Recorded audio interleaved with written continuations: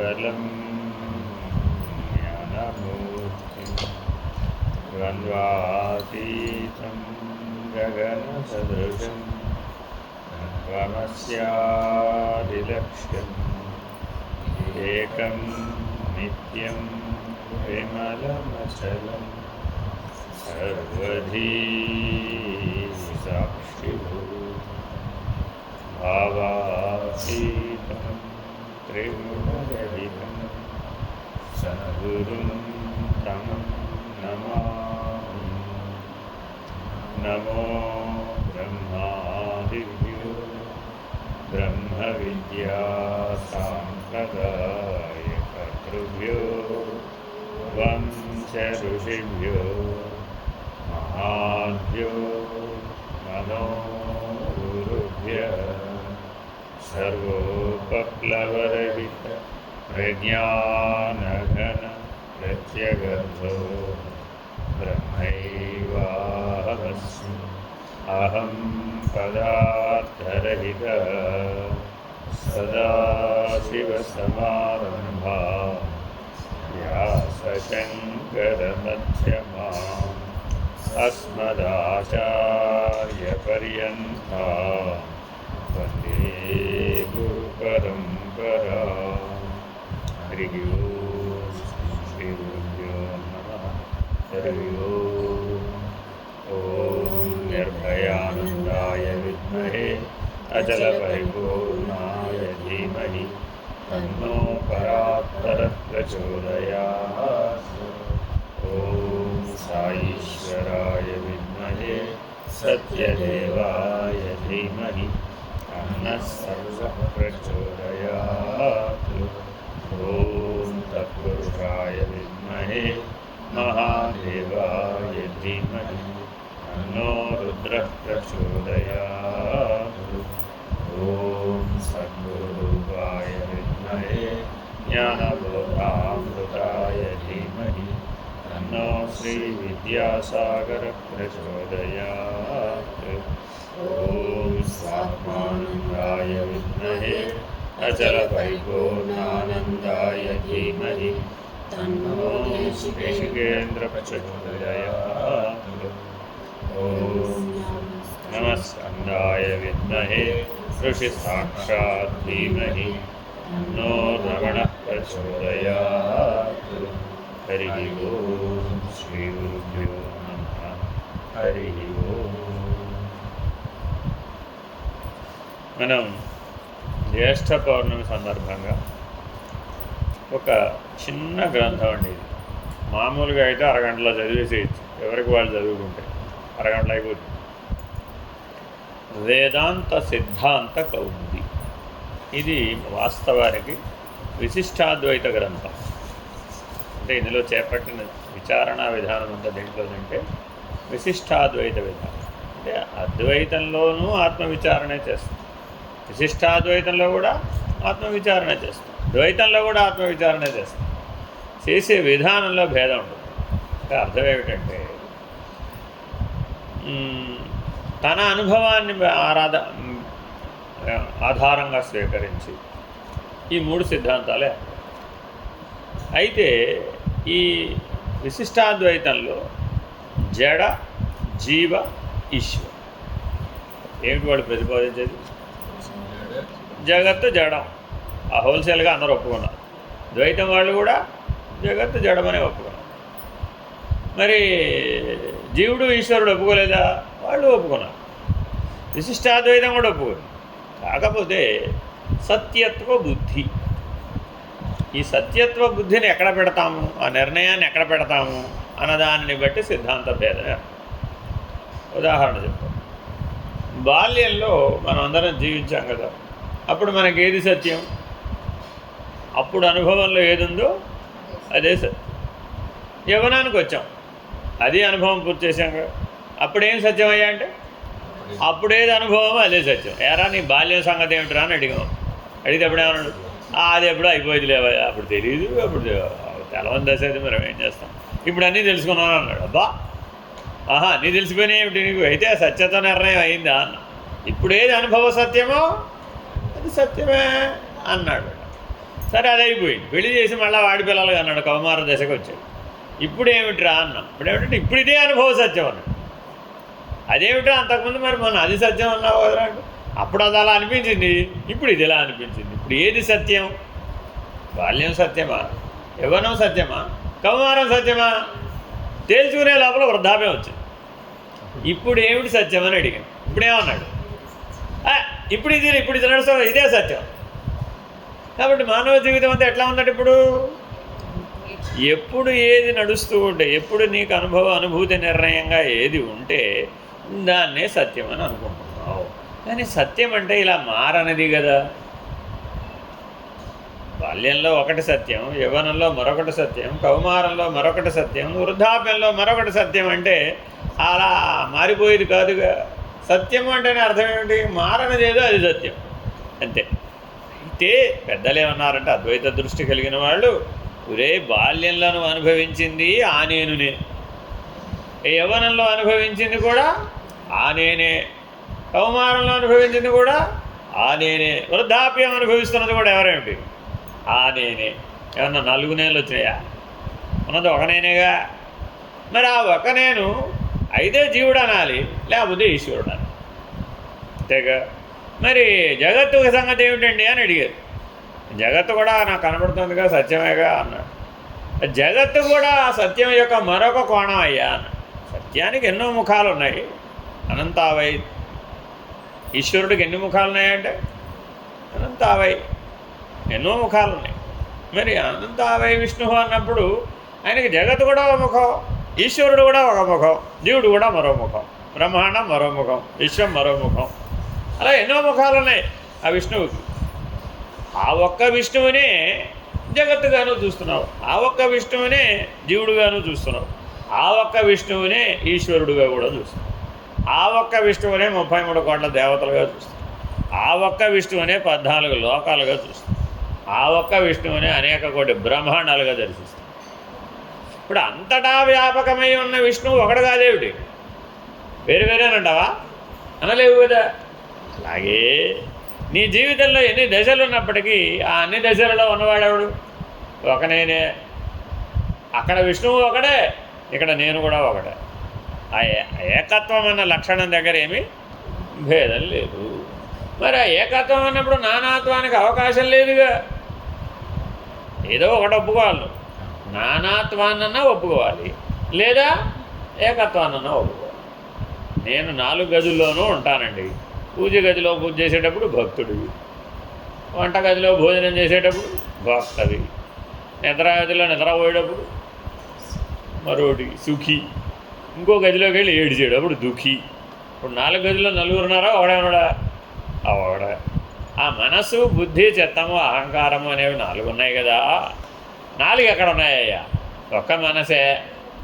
ఆలోచించినప్పుడు మనసు, నిర్ణయించినప్పుడు బుద్ధి, వాసనామయమైన ప్రేరణను పొందినప్పుడు చిత్తము, నేనే కర్త నేనే భోక్త అని అనుకున్నప్పుడు అహంకారం. ఒక్కటే 4 రూపాల్లోనూ పనిచేస్తుంది. వస్తువు ఒకటే, అంతఃకరణం అనేది ఒకటే, 4 కాదు. కానీ నీకు అనుభవంలో ఎలా కనబడుతుంది? 4గా కనబడదు. కానీ ఆ 4 సత్యం కాదు కదా, ఒకటి మాత్రమే సత్యం కదా. కాబట్టి నానాత్వం అనేది కల్పితం, నానాత్వం అనేది తాత్కాలికం. కల్పితం అంటే ఉద్దేశం ఏంటి? తాత్కాలికం, కాసేపే. కళలో నానాత్వం అంతా వచ్చిందండి, ఎప్పుడు పోయింది? మేలుకొట్టే పోయింది. కాబట్టి అప్పుడు నానాత్వం భ్రాంతి అని తేలిపోలే. ఒక అవస్థలో ఉండి మరొక అవస్థలో ఎప్పుడైతే లేదు, ఒక దశలో ఉండి మరొక దశలో ఎప్పుడైతే లేదు, దానికి సత్యత్వాన్ని ఆపాదించడానికి వీలు కావడం లేదు. అలా ఉండటాన్ని అసత్ లక్షణం అని అంటారు. ఒకప్పుడు ఉండి ఒకప్పుడు లేకపోవడాన్ని ఏమంటారు? అసత్ లక్షణం అంటారు. తత్కాలవత్ సత్యం. దాన్ని మరో పద్ధతిలో చెప్పాలంటే ఏంటంటే తత్కాలవత్ సత్యం అంతే. అందువలన శుద్ధాద్వైతం వాళ్ళు ఏమన్నారంటే, ఎవరు ఎన్ని చెప్పినా అవన్నీ ఆ ఏకత్వంలో భాగం. వీళ్ళందరూ అమ్మాయిలా, అమ్మలగానే యమలా అంటే ఏం చెప్తావు? దేహబుద్ధి. అందుకనే హనుమంతుడు సమాధానం చెప్పాడు, దేహబుద్ధ్యాత్ తవదాసోహం, జీవబుద్ధ్యాత్ త్వదంశకః, ఆత్మబుద్ధ్యాత్ త్వమేవాహం. నీకు నాకు భేదం లేదు. అప్పుడు ఏకత్వమే. కాబట్టి నువ్వు విచారం చేయాలా అక్కర్లేదా? ఇప్పుడు మరి జగత్తుని విచారణ చేయాలి, జీవుడిని విచారణ చేయాలి, ఈశ్వరుని కూడా విచారణ చేయాలి. చేసి మూడిటిలోనూ ఉన్న తత్వం ఒకటైనా నిర్ణయించావనుకో, అది అద్వైతం. మూడు వేరువేరే అన్నావు, అప్పుడు విశిష్టాద్వైతం. మూడు సత్యమే, మూడు వేరువేరే, అదేమిటి? విశిష్టాద్వైతం. ఆ జడ జగత్తు సంగతి మనకు ఎందుకులేండి, చైతన్యం సంగతి మాట్లాడుకుందాం. ఆ చైతన్యం అయితే జీవుడు, లేకపోతే ఈశ్వరుడు. చైతన్యానికి రెండే ముఖాలు ఉన్నాయి, అయితే జీవుడు లేకపోతే ఈశ్వరుడు. ఆ వాళ్ళిద్దరిని పడించుకోండి చాలా అన్నాడు ద్వైతంలో. కాబట్టి జాగ్రత్తగా ఇప్పుడు మనం ఈ గ్రంథం ద్వారా, ఏమిటి గ్రంథం పేరు? వేదాంత సిద్ధాంత కౌముది అనే దాని ద్వారా జీవ జడ ఈశ్వర విచారం చేస్తాం. మొట్టమొదటిది జీవ పరిచ్ఛేదం. నిఖిల వేదాంత ప్రసీదాని తత్వాని త్రీణి. అన్ని వేదాంతములు ఏందనో ప్రసిద్ధములకు తత్వములు మూడు. చూడండి ఎత్తుకుంటూనే తత్వం ఒకటండు, తత్వాలు ఎన్నట? మూడు. అదేమిటండి అంటే మూడు తత్తులు ఉండాలి, మూడు త్వములు ఉండాలి. మూడు తత్వాలు ఉంటే ఎక్కడన్నా తత్తులు మూడు ఉంటాయిటమ్మా. తద్బ్రహ్మ, తత్తెవరు? బ్రహ్మము, ఈశ్వరుడు, ఆత్మ, నేను. మరి మూడు ఉంటాయి ఎక్కడన్నా? నేను చెప్పేది అలా కాదయ్యా. ఏది నువ్వు తత్తు అనుకుంటే నువ్వు అప్పుడు తొమ్మేగా. బాల్యంలో ఉన్నాడండి, అప్పుడు ఓ తొమ్మ ఉందా లేదా? అప్పుడు నేనని అంటున్నావా లేదా? ఆ నేను యవ్వనంలో లేడుగా. యవ్వనంలో తొమ్మన్న వాడు ఎవడైతే ఉన్నాడో వాడు మరి కౌమారంలోకి వచ్చేప్పటికి లేడుగా. కౌమారంలో ఎవడైతే అనుభవిస్తూ తొమ్మంటున్నాడో ఈ తొమ్ము వృద్ధాప్యంలోకి వచ్చేటప్పటికి లేడుగా. ఎక్కడికక్కడ తొమ్ము వేరుగా కనబడుతున్నాడుగా. ఆ అనుభవం ఉన్నవాడు ఇక్కడ లేడు, ఈ అనుభవం ఉన్నవాడు అక్కడ లేడు, ఆ అనుభవం ఉన్నవాడు అక్కడ లేడు. ఇంకో ఉదాహరణ చెప్తాడు. మెలకువలో ఉన్న అనుభవం కళలో లేదు, కళలో ఉన్న అనుభవం నిద్రలో లేదు, నిద్రలో ఉన్న అనుభవం మెలకువలో లేదు. కాబట్టి మూడు తోములు ఉన్నాయండి. మూడు తోములు ఉన్నాయా లేదా? మెలకువలో విశ్వడు, కళలో తైజసుడు, నిద్రలో ప్రాంగ్యుడు. నువ్వే మూడు పేర్లు ఇట్టేవుగా మరి తత్వాల్లో. అందరిలో ఎవరు సామాన్యంగా గమనించామండి, ప్రతివాడిలో మెలకువలో ఉన్నవాడు కళలో ఉన్నాడా? మెలకువలో ఉన్న అనుభవం కళలో లేదు, కళలో ఉన్న అనుభవం నిద్రలో లేదు, నిద్రలో ఉన్న అనుభవం మెలకువలో లేదు. ఇప్పుడు మరి ముగ్గురు ఉన్నారా లేదా? ఉన్నారుగా. విశ్వడు, తైజసుడు, ప్రాంగ్యుడు. ప్రాంగ్యుడు విశ్వడు అవటం లేదు, విశ్వడు తైజసుడు అవటం లేదు, తైజసుడు ప్రాంగ్యుడు అవటం లేదు. వీడు ఆ అవస్థలో లేడు, వాడు ఆ అవస్థలో లేడు, వాడు ఈ అవస్థలో లేడు. ఉన్నాడా? లేడుగా. వాడు ఆ పరిమితి మేరకే ఉన్నాడు, వీడు బాల్యం మేరకే ఉన్నాడు, వాడు యవ్వనం మేరకే. ఎవరి జీవితమైనా చూడండి, బాల్యం మేరకే వీడు ఇలాగే ఉన్నాడు, యవ్వనం మేరకు వాడు అలాగే ఉన్నాడు. కొద్ది మార్పులు చేర్పులు ఉంటాయి అంతే. అదే కౌమారంలో అప్పుడు అంతే. సృష్టి ధర్మం ఏం మారలేదు, ప్రకృతి ధర్మం ఏమైనా మారిపోయిందా? మారలేదు. అంతేనా కదా.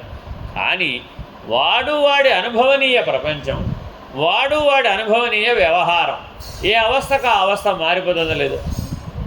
మెలకువలో ఉన్న వ్యవహారం కళలో లేదు, కళలో ఉన్న వ్యవహారం నిద్రలో లేదు, నిద్రలో ఉన్న వ్యవహారం మెలకువలో లేదు.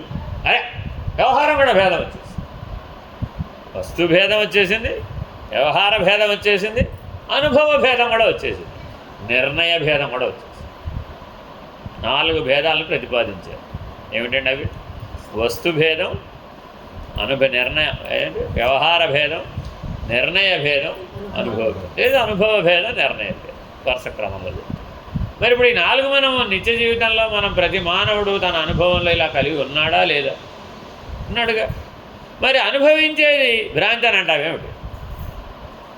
నాకు ఆకలేసింది భ్రాంతి, నేను అన్నం తిన్నాను కలిగిన సంతృప్తి భ్రాంతి, నేను అలసిపోయాను భ్రాంతి, నేను నిద్రపోయాను విశ్రాంతి భ్రాంతి, పునశ్చైతన్యవంతుడు అయ్యాను మంచిగా బాగా మళ్ళా శక్తి వచ్చింది, అది కూడా భ్రాంతే అంటావా?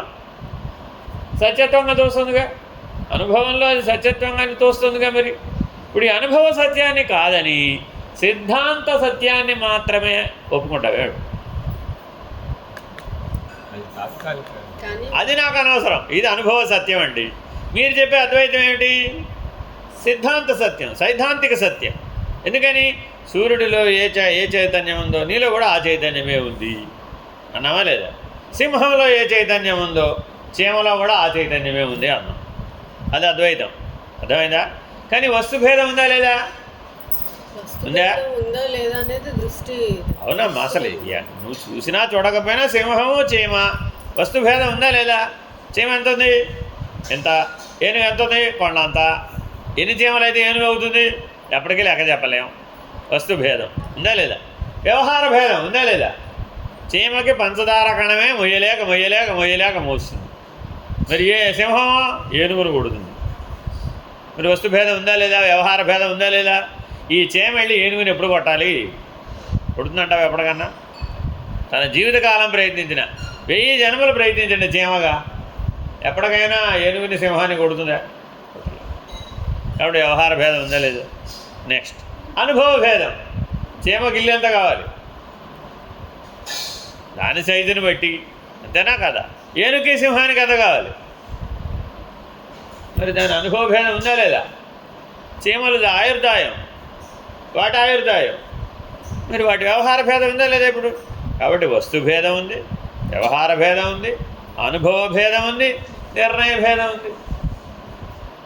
సృష్టిలో ఏ అంశంలో అయినా చూడు, 84 లక్షల జీవరాశులంతటా ఉన్నది ఒకే చైతన్యం అయితే ఈ 4 భేదాలు ఉన్నాయా లేవా? సరే, ఈ 4కి మరో 3 జోడించారు. ఏమిటవి? స్వగత భేదం, విగత భేదం, స్వగత సజాతీయ విజాతీయ స్వగత భేదం. అర్థమైందండి? ఈ 3 భేదాలను కూడా ఈ 4కి జోడించారు. ఈ 7 భేదాలని విమర్శించి చెప్తాడనమాట విశిష్టాద్వైతం. ఎందుకు ఇది నేర్చుకోవాలి? మేము అద్వైతం నేర్చుకున్న వాళ్ళు ఇప్పుడు మా బుర్రజడ కొట్టదు ఎందుకండి బాబు అంటే అద్వైతం అందుకోలేకపోవడానికి ఆక్షేపణ ఈ 7. మీరు ఎంత ప్రయత్నించినప్పుడు ఇప్పుడు పొద్దున వచ్చేమంటుంది, నేను ఎంత ప్రయత్నించినా స్థిరంగా ఉండలేదండి. ఎందుకు ఉండలేదమ్మా? ఈ 7 ఉన్నాయి కాబట్టి. ఈ 7 నీ బుద్ధిలో స్థిరంగా ఉన్నాయి కాబట్టి ఈ 7 నీకు సత్యం అనిపిస్తూ ఉంటుంది. ఇది కాదమ్మా అంటే నేను ఒప్పుకోనండి అంటుంది. కాబట్టి ఇప్పుడు నీ బుద్ధిని ఎవరు ఓడించాలి? నువ్వే ఓడించాలి. ఎవరు ఓడిస్తారు? ఆ బుద్ధి దేంతో తయారైంది? ఇప్పుడు ఈ 7 భేదాలతో తయారైంది. ఏమిటండి అవి? వస్తు భేదం, వ్యవహార భేదం, అనుభవ భేదం, నిర్ణయ భేదం, సజాతీయ భేదం, విజాతీయ భేదం, స్వగత భేదం. ఈ 7 భేదాలని ఎవరైతే అద్వైత విచారణతో, ఆత్మ విచారణతో నిరసించగలుగుతారో వాడు ఆత్మనిష్టని, ఆత్మానుభవాన్ని పొందుతాడు. ఈ 7ంటిని ఒప్పుకున్నంతసేపు వాడు అద్వైతంలో చెప్పేటటువంటి ఆత్మానుభవాన్ని నిలుపుకోలేడు.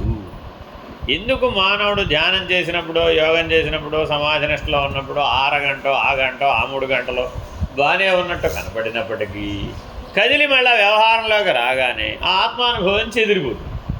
ఎందుకని? ఈ 7 వచ్చి కూర్చున్నాయి. కదలగానే ఏమేమి వచ్చినాయట? వస్తువు కదిలింది, వ్యవహారం కదిలింది, అనుభవం కూడా వచ్చేసింది, నిర్ణయం కూడా వచ్చింది. ఇంకేమొచ్చింది? సజాతీయ విజాతీయ స్వాగత భేదం. ఏంటి సజాతీయ భేదం అంటే? వాళ్ళు ఎదురుకుండా వాళ్ళ అత్తగారు ఉందనుకోండి, సపోజ్ లేదనుకో ప్రస్తుతానికి, వాళ్ళ అత్తగారితో కలిసి ఉందనుకోండి ఒక కోడలు గారు. పొద్దున్న లేచిన దగ్గర రాత్రి నిద్రపోయేదాకా ఎవరితో పోల్చుకుంటూ అదేమిటి? కోడలు గారు ఎక్కడ, అత్తగారు ఎక్కడ? కోడలు గారు ఇవాళ నిన్నగాక మొన్న వచ్చింది, అత్తగారు ఆ ఇంటికి ఎప్పుడు వచ్చింది? ఓ 25-30 ఏళ్ల క్రితం వచ్చింది. మరి ఇద్దరికీ ఒకే రకమైన గౌరవం, ఒకే రకమైన అనుభవం, ఒకే రకమైనటువంటి విధానం, జీవనం ఉంటుందంటావా? ఉండదు కదా. కానీ కోడలు ఎంతసేపు ఎవరితో పోల్చుకుంటుంటుంది? ఒరే రామా, సజాతీయం. నేను స్త్రీనే, ఆవిడ స్త్రీయే కదా. నేను అమ్మాయినే, ఆవిడ అమ్మాయే. నేను అమ్మనే, ఆవిడ అమ్మే. నేను అమ్మలగానే అమ్మనే, ఆవిడ అమ్మలగానే అమ్మే. కాదా? సజాతీయం, అవునా కాదా?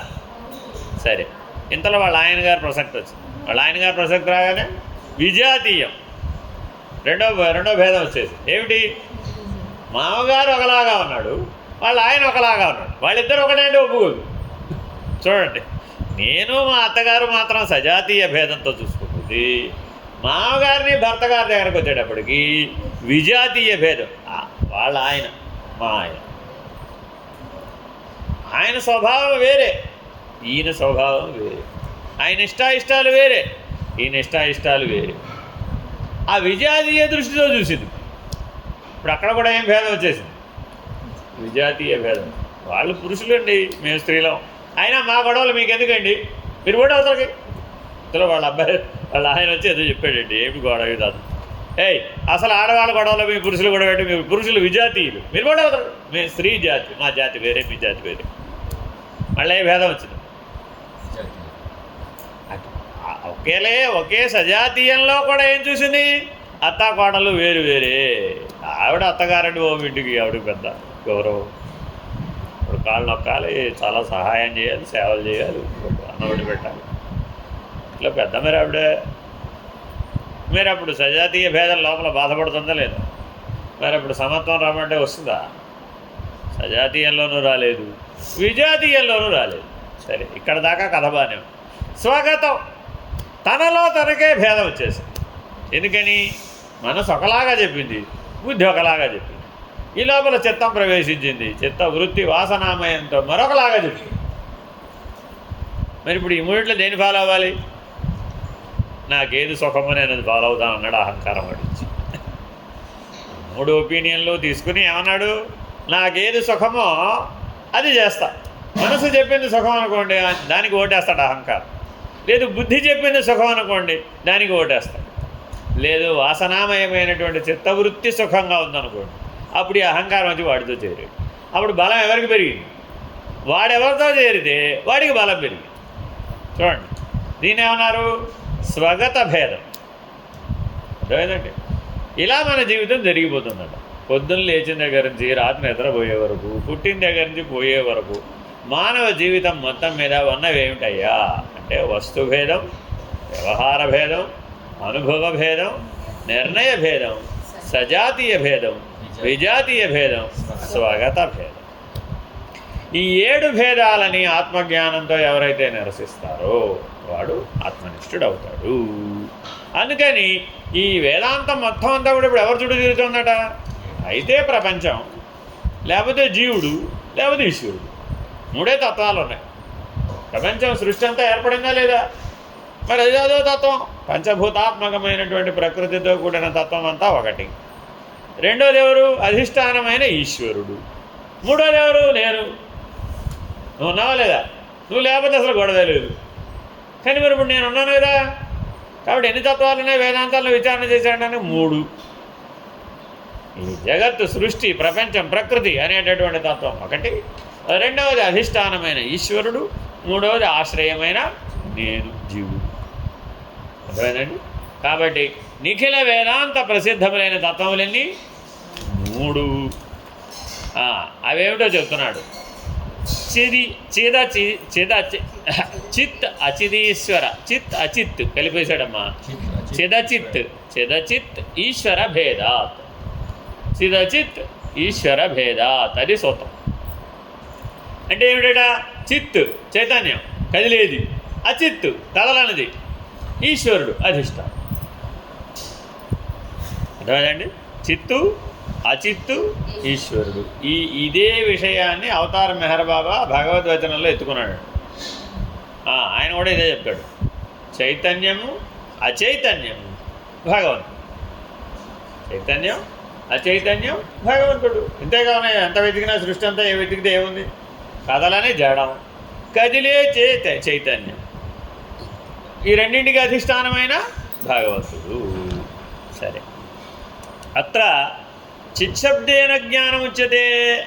ఇక్కడ చిత్ అంటే ఏమిటయ్యా? చైతన్యం అంటే ఏమిటయ్యా? జ్ఞానం. కదులుతున్నాడంటే దేనితో కదులుతున్నాడు? జ్ఞానంతోనే కదులుతున్నాడు. ఆ జ్ఞానం అనేది అనేక శక్తుల రూపాలలో పనిచేస్తుంది. ఆ జ్ఞానమే జ్ఞానశక్తి, ఆ జ్ఞానమే ఇచ్ఛాశక్తి, ఆ జ్ఞానమే క్రియాశక్తి. అసలు ఆ జ్ఞానమే లేకపోతే ఇచ్ఛ లేదు, క్రియ లేదు, జ్ఞానం లేదు. ఈ మంచం ఉందండి, ఈ మంచానికి ఇచ్ఛాశక్తి, క్రియాశక్తి, జ్ఞానశక్తి ఉందా అని అడిగాం. ఏమంటావు అప్పుడు? దానికి ఇచ్ఛాశక్తి ఏమిటి? దానికేం ఇచ్ఛాశక్తి లేదు. దానికైనా పోనీ ఏమైనా పని చేస్తుందా? ఏమి పని చేయదు, క్రియాశక్తి లేదు. పోనీ ఏమైనా జ్ఞానం ఉందా దానికైనా? లేదడా బాబు. అంటే ఈ 3 శక్తిత్రయం లేనటువంటిది ఏదో అది అచిత్. అదేనండి. కాబట్టి ఇచ్ఛాక్రియలకు ఆధారం ఏమిటి? జ్ఞానమే. కాబట్టి చిత్ అనగా ఏమి? చైతన్యం అనగా ఏమంటే జ్ఞానమే. తచ్చద్విధం.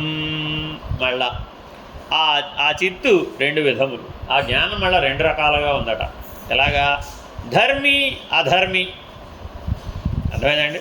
ధర్మి అనియు అధర్మం అనియు భేదములతో జ్ఞానం కలిగింది. మనలో జ్ఞానం 2 రకాలుగా ఉంది. ఏమిటది? ఏదన్నా చేయండి, వెంటనే మనలోంచి ఒకడు వస్తాడు ముందుకి, అది ధర్మం అంటాడు, లేకపోతే ఇది అధర్మం అంటాడు. ఇప్పుడు జ్ఞానంతో నిర్ణయించాల్సిందేగా. ధర్మాధర్మాలను నిర్ణయించాలండి. దేంతో నిర్ణయించాలి? జ్ఞానంతోనే. అంతేనా కదా? ఇప్పుడు ఈయన అటువైపు కూర్చున్నాడండి, ఇందాక పూజ చేసేటప్పుడు మీరు ఇటువైపు కూర్చున్నారండి. మీకు ఎందుకు డౌట్ రాలేదు? ఏమంటే మీరు ఎప్పుడు అటే ఎందుకు కూర్చున్నారు, మీరు ఇటు ఎందుకు కూర్చొని నేను అటు కూర్చుంటానని మీకు ఎందుకు డౌట్ రాలేదు?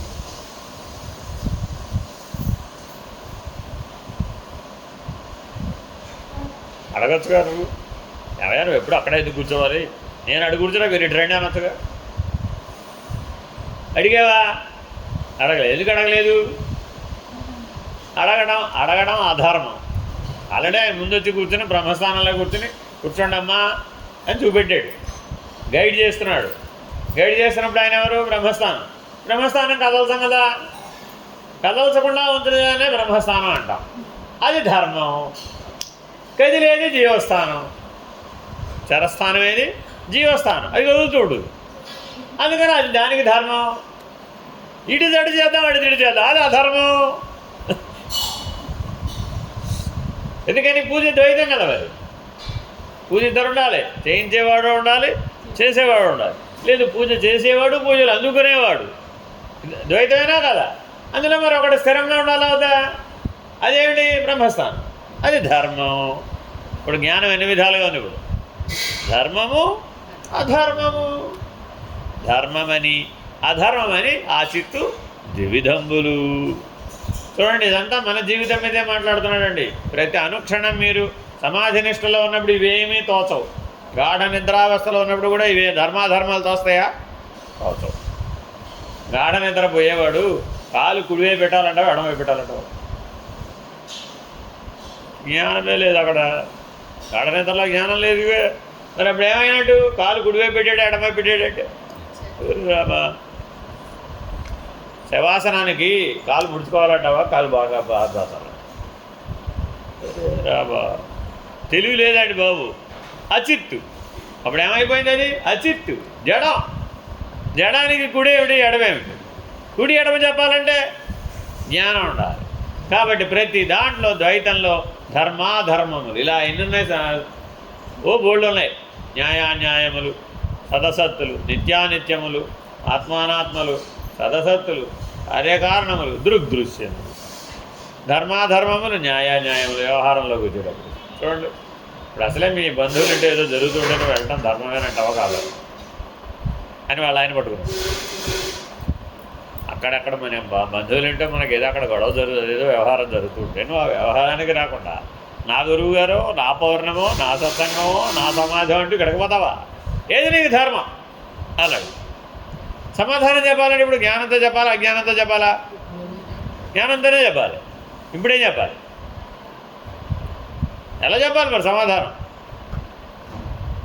నాకు మోక్షమే లక్ష్యం, నాకు ఆత్మజ్ఞానమే లక్ష్యం, నాకు బ్రహ్మజ్ఞానమే లక్ష్యం, నాకు కాబట్టి ఇదే ప్రధానం.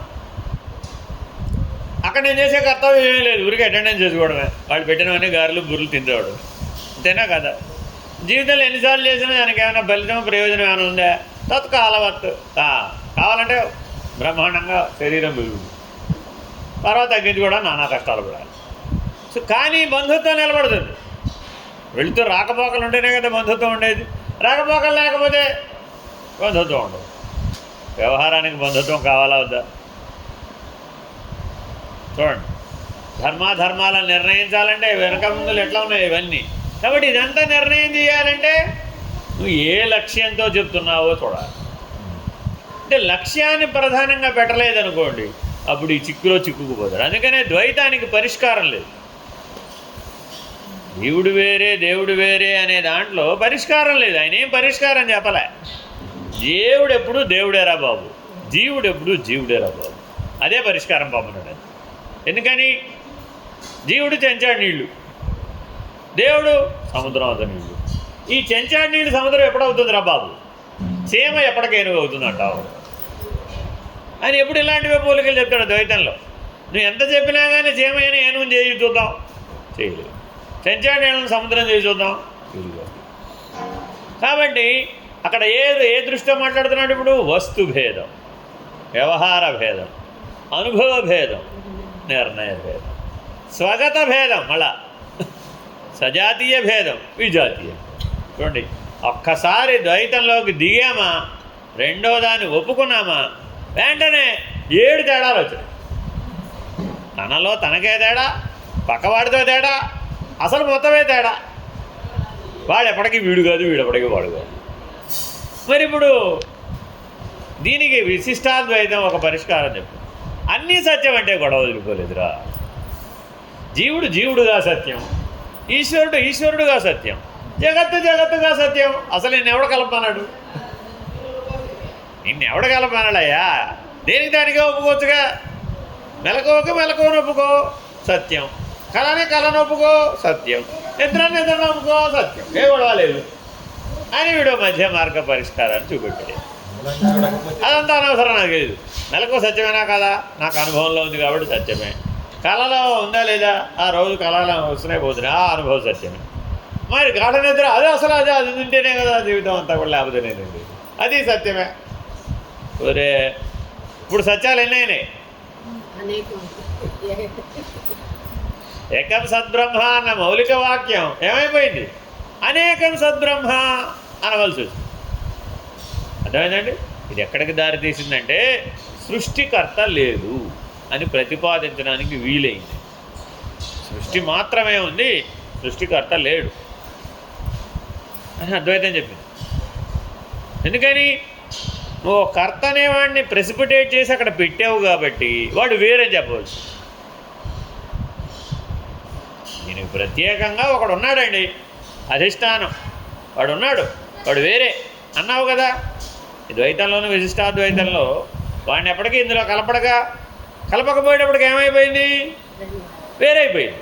వేరైపోతే ఏమైపోయింది? వాడి కూడా కర్తృత్వం వచ్చి కూర్చుంది, ఈశ్వరుడు కూడా కర్తృత్వం వచ్చి కూర్చుంది, ఆత్మ కూడా కర్తృత్వం వచ్చి కూర్చుంది, బ్రహ్మమున కూడా కర్తృత్వం వచ్చి కూర్చుంది. మరి కర్తృత్వం అంటే భోక్తృత్వం ఉండదా? ఉండదు. వాడు కూడా నీలాగానే ఏడుస్తాడు. బాగుంది, ఎన్ని కథలో పురాణాలు పుట్టేసినాయి. ఆ సతీదేవి ఏమిటో అక్కడికి పోయిందట, అదేదో యోగాగ్నిలో వాసం అయిపోయిందట. ఆ తర్వాత ఈశ్వరుడు ప్రళయతాండవం చేశాడట విషాదంతో, వాళ్ళ ఆవిడ పోయింది. పోయింది అన్యాయం పడుగాను.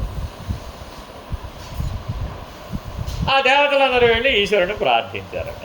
ఏమయ్యా ఆపోయా బాబు, మీ ఆవిడ పోతే పోయింది, మళ్ళా తెస్తాను లేవయ్యా, ఆవయ్యా బాబు అని మన్ని ఓదార్చినట్టు ఈశ్వరుని కూడా ఓదార్చారట. నారాయణ నారాయణ. ఇప్పుడు జీవుడి కథలను ఎవరికి పెట్టాము? మరి ఇప్పుడు ఈశ్వరుడు సర్వవ్యాపక లక్షణం ఏమైపోయినట్టు? సర్వసాక్షిత్వ లక్షణం ఏమైపోయినట్టు? సర్వకర్తృత్వం, సర్వభోక్తృత్వం, సర్వహర్తృత్వం. మరి అవి కదా ఆయన లక్షణాలు నువ్వు చెప్పింది. అవి ఉన్నవాడు ఇలా ఎందుకుంటాడు? ఆయన అనుభవ భేదం ఆయనకు వేరే, నీ అనుభవ భేదం నీకు వేరే. సజాతీయ భేదం, విజాతీయ భేదం. నువ్వు ఈశ్వరుడు కాదు ఎప్పటికీ, ఆయన విజాతి. జీవుల మధ్య భేదం, సజాతీయ భేదం. జీవుడికే భేదం, స్వగత భేదం, వస్తు భేదం, అనుభవ భేదం, వ్యవహార భేదం, నిర్ణయ భేదం. ఒక్కసారి అనేకత్వాన్ని ఒప్పుకోగానే, నానాత్వాన్ని ఒప్పుకోగానే ఎన్ని తగాదాలు వచ్చిపడ్డాయండి? 7 తగాదాలు వచ్చినాయి. అందుకని మన బుద్ధి 7 తగాదాల మధ్యలో, 7 గొంతుల సందు మధ్యలో మనసు గెరగెర తిరిగిపోతుంది. ఇదే 7 గొంతుల సందు అంటే. ఒక్కసారి నువ్వు ఆత్మస్థానంలో నుంచి పక్కకు జరిగి, జ్ఞాతస్థానంలో నుంచి పక్కకు జరిగి మనసును ఒప్పుకున్నామండి. ఒప్పుకోగానే ఏమైపోయింది? 7 గొంతుల సందు వచ్చింది. 7 గొంతుల సందులో ఒకటి చెప్తే దానికి ఇంకోటి అడ్డం వస్తుంది. ఏమంటే క్యాబేజీ కూర వాళ్ళు చేద్దామంటాం అని మీ ఆయన అడిగే ఉన్నాం. ఆయన ఏమన్నాడు? క్యాలీఫ్లవర్ చేయమ్మా, ఎప్పుడు క్యాబేజీ ఏమిటి అన్నాడు. నువ్వేమన్నావు?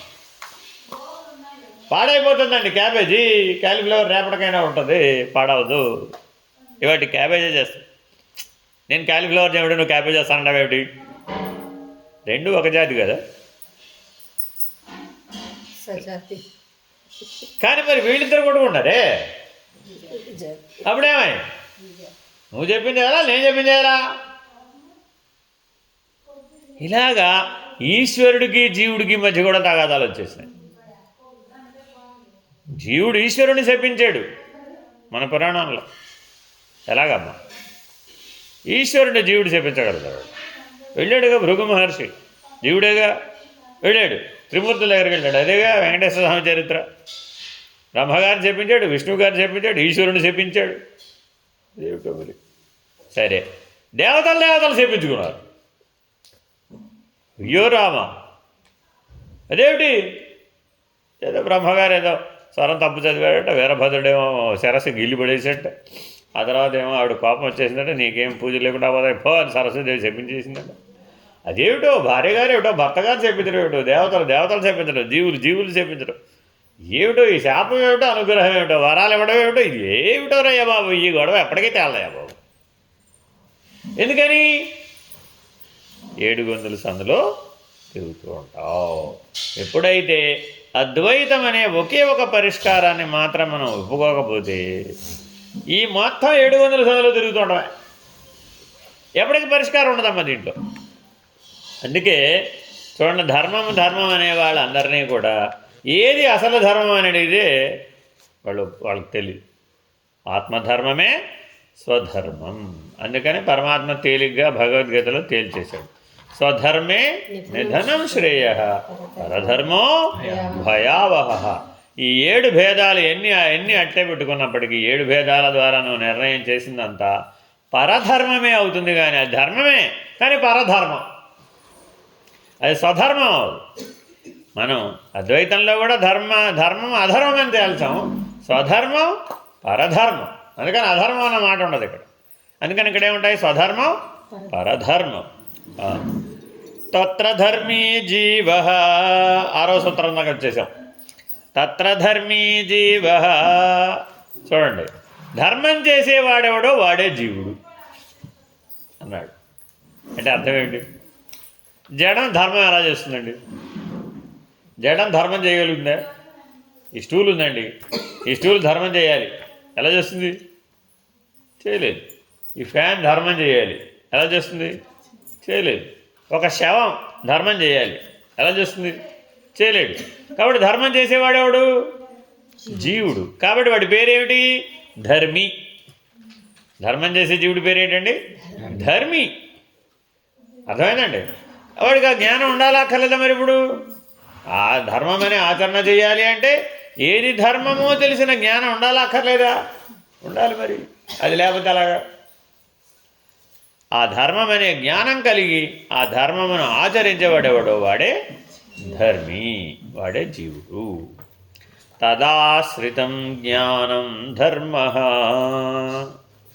జీవుడు పొందిన జ్ఞానం ధర్మం అన్నది. చూడండి, మళ్ళా ధర్మం అనగా ఏమి? జ్ఞానమే ధర్మం, అంతే. అజ్ఞాన ధర్మం అని అంటారేమిటి? మీకేదో ఒక సంగతి తెలియదండి, దాని గురించి పూర్తిగా కూలంకషంగా తెలియనప్పుడు మరి దాన్ని ఆచరించడానికి వీలవుతుందా? మీ శ్రీమతి గారు నువ్వు డ్రైవింగ్ చేస్తూ ఉంటే ఎప్పటి నుంచో చూస్తుంది. అయ్యా, ఎన్నేళ్ళని చూస్తుంది? 10 ఏళ్ళు 20 ఏళ్ళ నుంచి చూస్తుంది అనుకో సపోజ్. మరి 20 ఏళ్ళని చూస్తున్నావు కదా, నేను నీ సీట్లో నువ్వు నా సీట్లో కూర్చొని డ్రైవింగ్ చేయమ్మా అన్నావు. ఏమంటుంది అప్పుడు ఆవిడ? అది నా ధర్మం కాదు అని. అదేమిటమ్మా అన్న? అదే ఆ జ్ఞానం నాకు లేదు. డ్రైవింగ్ చేసే జ్ఞానం నాకు లేనప్పుడు నువ్వు ఆ పని చేయాలంటే చేయగలుగుతావా? చేయలేవు కదా. కాబట్టి ధర్మం అనే ఆచరణ చేయాలి అంటే ఏది ధర్మము అనే జ్ఞానం కూడా దాని వెనక ఉంటే తప్ప ఆ ధర్మం అనే ఆచరణ వీలు కావడం. కాబట్టి నీ జీవితం మొత్తం మీద ధర్మం అనే ఆచరణ అంతా దేని నుంచి చేసావు? అందించే చేసావు. కాబట్టి నీ జీవితం ధర్మ ప్రధానమా జ్ఞాన ప్రధానమా? జ్ఞాన ప్రధానమే. జ్ఞానమనే ధర్మం అనే పేరుతో చెప్తున్నాం. అర్థమైందండి? చిన్నపిల్లవాడికి ఏమీ తెలియదు అన్నాడు. 8 ఏళ్ల లోపల పిల్లవాడికి ఏమీ తెలుసా? వాడికి ఏం తెలుసా అని చిన్నపిల్లవాడు ఏం తెలియదు. ఏమిటి తెలియదు వాడికి? ఇప్పుడు ధర్మమేదో అధర్మమేదో తెలియదు, జ్ఞానమేదో అజ్ఞానమేదో తెలియదు. కాబట్టి వాడిని దేని కింద లెక్కేసాం? అజ్ఞాని కింద లెక్కేసాం. 8 ఏళ్లలోపు ఏమైనా చేస్తే అది అజ్ఞానంతో చేశాడు కాబట్టి క్షమించవలసిందే. ఇప్పుడు 8 ఏళ్లలోపు పిల్లాడు వచ్చి తల్లిని కొడతాడు, వాడి కోపం వస్తే తల్లిని కొడతాడు. తల్లి ఏం చేయాలి? ఇప్పుడు ఏం చేయాలి?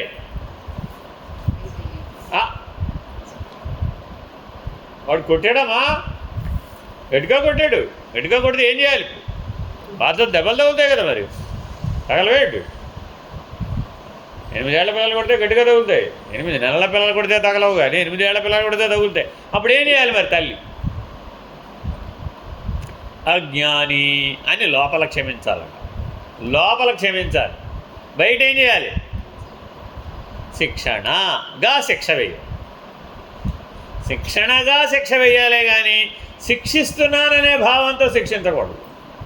శిక్షిస్తున్నాననే భావంతో శిక్షించామనుకోండి, అప్పుడు రాగద్వేషాలు తగులుకుంటాయి, కదా పెరిగి ప్రతీకార భావన బలపడిపోతుంది, కర్తృత్వ భోక్తృత్వాలు బలపడిపోతాయి.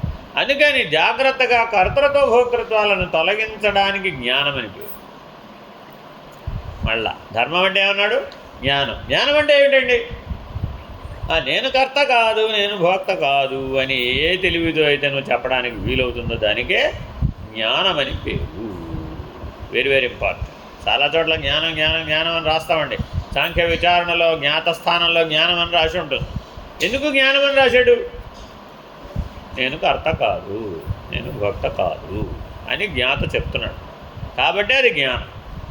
మిగిలిన 24 నేనే కర్త అంటయ్యాడు, అప్పుడేమైపోయింది? అవే భోక్తృత్వాన్ని కూడా పొందుతాయి. కాబట్టి 25 ఇంద్రియాలలో జ్ఞాత ఎప్పుడూ కూడా సాక్షిగా ఉన్నాడు, కర్త కాదు, భోక్త కాదు, జ్ఞానంతో ఉన్నాడు, స్వరూప జ్ఞానంతో ఉన్నాడు. మిగిలిన 24 మాత్రం నేనే కర్త అని చేస్తున్నాను. చేసినప్పుడు ఏమైంది? నేనే భోక్త అని కూడా అనుభవిస్తూ ఉన్నాయి. యద్వాచిత్వం చేతనత్వం, మళ్ళా ఇంకోటి చెప్పాడు. చిత్వం అనగా చేతనత్వం అనియు చెప్పను. అంటే అర్థం ఏంటి? కదలని దానికి జ్ఞానం లేదు, కదలని దానికి జ్ఞానం లేదు, కదిలేదానికి మాత్రమే జ్ఞానం. అంటే ఈ సృష్టి అంతా ఎలా ఉందట? కదిలేది, కదలనిది, రెండే, చరము అచరము. కాబట్టి ఆ చరము ఏవైతే ఉన్నాయో అవి కదలడానికి కారణం ఏమిటి? జ్ఞానమే. ఇది కదలకపోవడానికి కారణం ఏమిటి? ఆ జ్ఞానం లేకపోవడమే. ధర్మాచరణ ఎందు దానికి ఆసక్తి లేదు, ఆ ధర్మం అంటే ఏమిటో తెలియదు, కాబట్టి అది జడస్వరూపంగా అలాగే ఉంది. అందుకని విగ్రహారాధన చేయవచ్చా మరి? ఎలాగా? జడం కదా, నేను జ్ఞానం లేదు, అచరం కదా, అచరం కదా, అది కదలదు కదా, కాబట్టి అది అచిత్తు కదా. చిత్తచిత్తుల్లో అదేమిటది? అచిత్తు కదా. అచిత్తు ఎందుకు చిత్తును ఆరోపిస్తున్నాం, అది వేరే విషయం. అర్థమైందండి? అందుకని అధ్యారోప అపవాదం అనేటటువంటిది అద్వైత సిద్ధాంతంలోనే ఉంటుంది, కానీ మిగిలిన వాటిలో ఉండదు. వాళ్ళు ఒప్పుకోరు. అర్థమైందండి? మనం జగత్తునైనా బ్రహ్మమే అంటాం, జీవుడినైనా బ్రహ్మమే అని అంటాం, ఈశ్వరుడైనా బ్రహ్మమనియే అంటాం. ఎందుకని? ఉన్నది అదే కాబట్టి. ఉన్నది అదే నీకు ఎలా తెలుసు? నేను అధ్యారోప అపవాదం చేసి చూశాను కాబట్టి, నాకు సత్యదర్శనం అయింది కాబట్టి ఆ సత్యదర్శన అనుభవంతో చెప్తున్నాను. అధ్యారోప అపవాదం చేయకపోయినట్లయితే సత్యదర్శనం కాదు. ఈ 7 భేదాలు ఏటా? 7 భేదాలు బాగా గుర్తుండాలండి. వస్తుభేదం, వ్యవహార భేదం, అనుభవ భేదం, నిర్ణయ భేదం, స్వగత భేదం, సజాతీయ విజాతీయ భేదం. ఈ 7 భేదములు కూడా దేనికోసం పుట్టినాయి అంటే అధ్యారోప అపవాదం అనే సిద్ధాంతాల కోసం పుట్టినాయి. ఈ 7 కూడా ఒకే ఒక సిద్ధాంతంతో మనం తిరస్కరించవచ్చు. ఏమిటది? అధ్యారోప అపవాదం. కాబట్టి అద్వైతానికి మూల సూత్రం అధ్యారోప అపవాదం. ఈ 7 ద్వైతానికి విశిష్టాద్వైతానికి కూడా అవసరమైనటువంటి విచారణలు. బాగా గుర్తుపెట్టుకోవాలండి. ఈ ద్వైత విశిష్టాద్వైతాలు బాగా ఎవరికైతే తెలుస్తాయో వాళ్ళు అద్వైతంలో తొందరగా స్థిరపడతారు. లేకపోతే ఏమవుతుందంటే ఈ విచారణ అంత చేయకుండానే అద్వైతంలోకి వెళ్ళి కూర్చుంటాడు, లోపల మనోబుద్ధులు పరిపక్వత చెందవు. ఈ మాటికి ఇవే ప్రశ్నలు తలెత్తుతూ ఉంటాయి. ఇదే నువ్వు చేయాలి కదా, ఇదే చేయాల్సింది, ఎందుకు చేయనంటున్నావు? నేను ఒప్పుకోనట్టు. ఇది ధర్మం అని నాకు తెలుస్తోంది కదా, చెయ్యాలనిపిస్తోంది కదా. అర్థమైందా? వృద్ధాప్యంలో భార్య గారు భర్త గారితో ఉండాలట, వదిలేయాలట. వృద్ధాప్యంలో భార్య గారు భర్త గారితో ఉండాలంటావా, వదిలేయాలంటావా? లేదు, భర్త గారు భార్య గారితో ఉండాలంటావా, వదిలేయాలంటావా? ఎవరికే బోత్ వేసే, ఏది కరెక్ట్?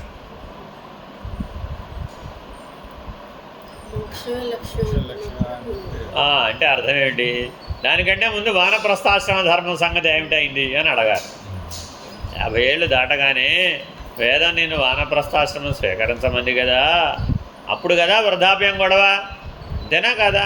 అప్పుడు 50కి వానప్రస్థాశ్రమం స్వీకరించి ఇద్దరూ మోక్షార్థులే కనుక జీవిస్తే అప్పుడు ఎవరెవరితో ఉన్నారనే గొడవ ఎందుకు వస్తుంది? అసలు రాదుగా. సమస్య ఇప్పుడు ఎక్కడుంది? వానప్రస్థమే లేదు, సన్యాసం గురించిన గొడవ. వదిలేటువంటి ఏమిటి? త్యజించడం సన్యాసం.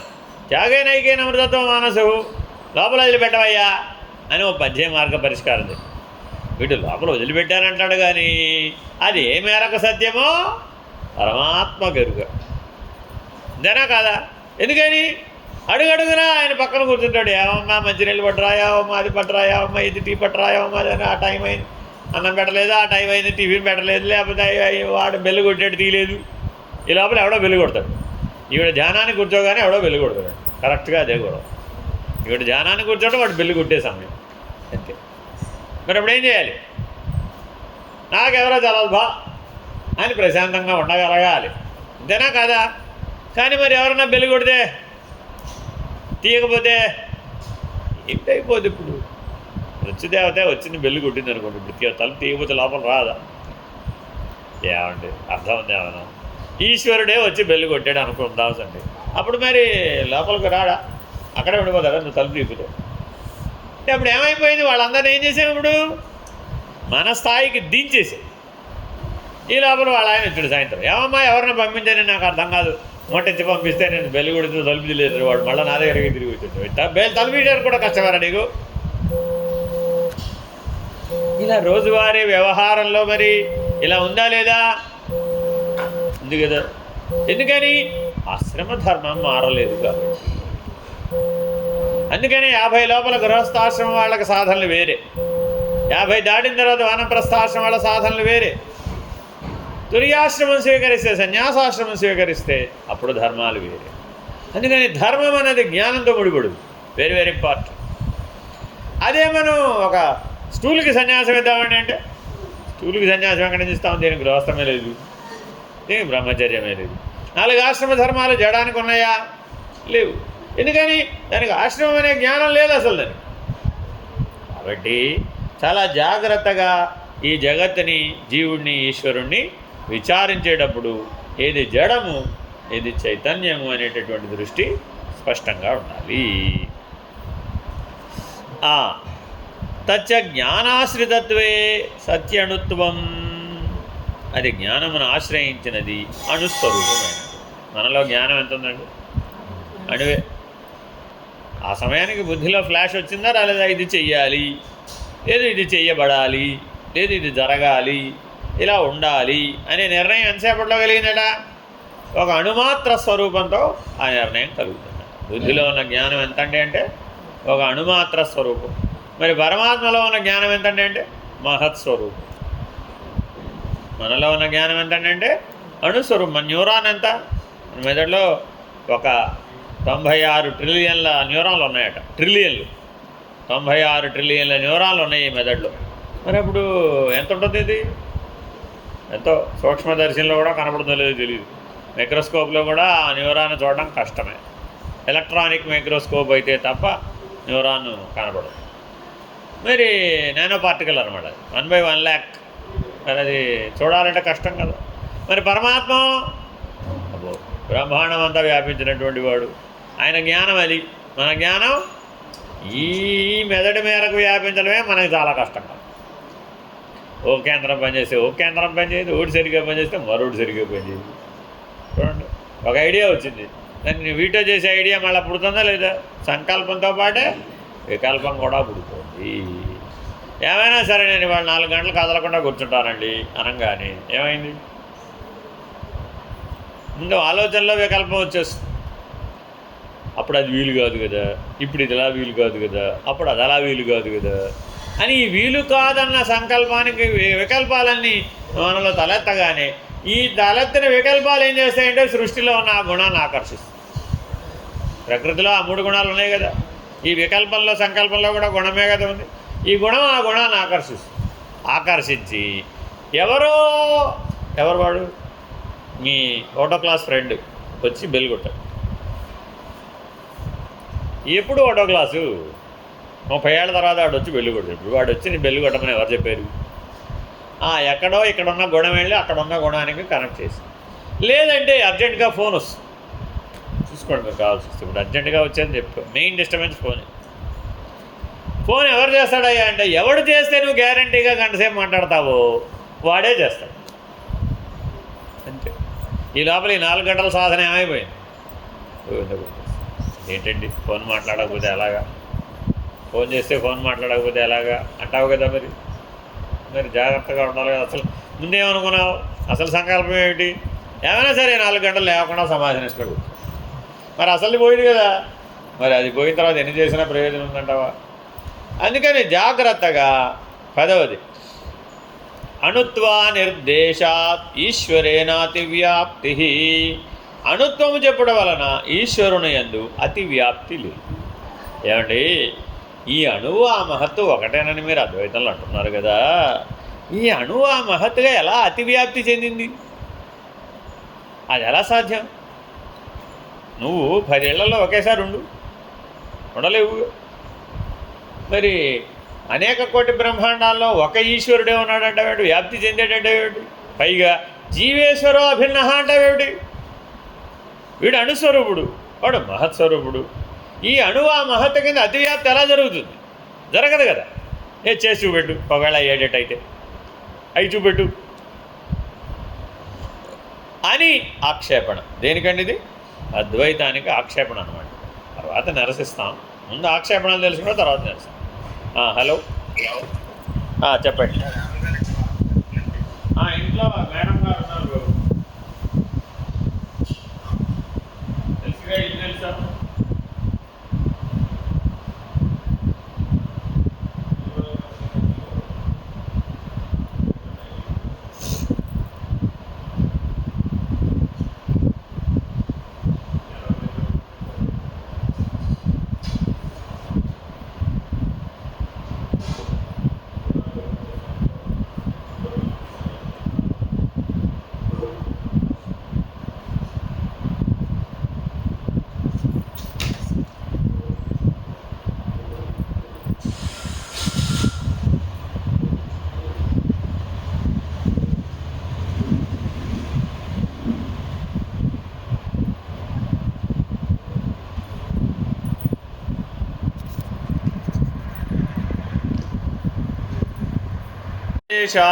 ఈశ్వరేనాతి వ్యాప్తి.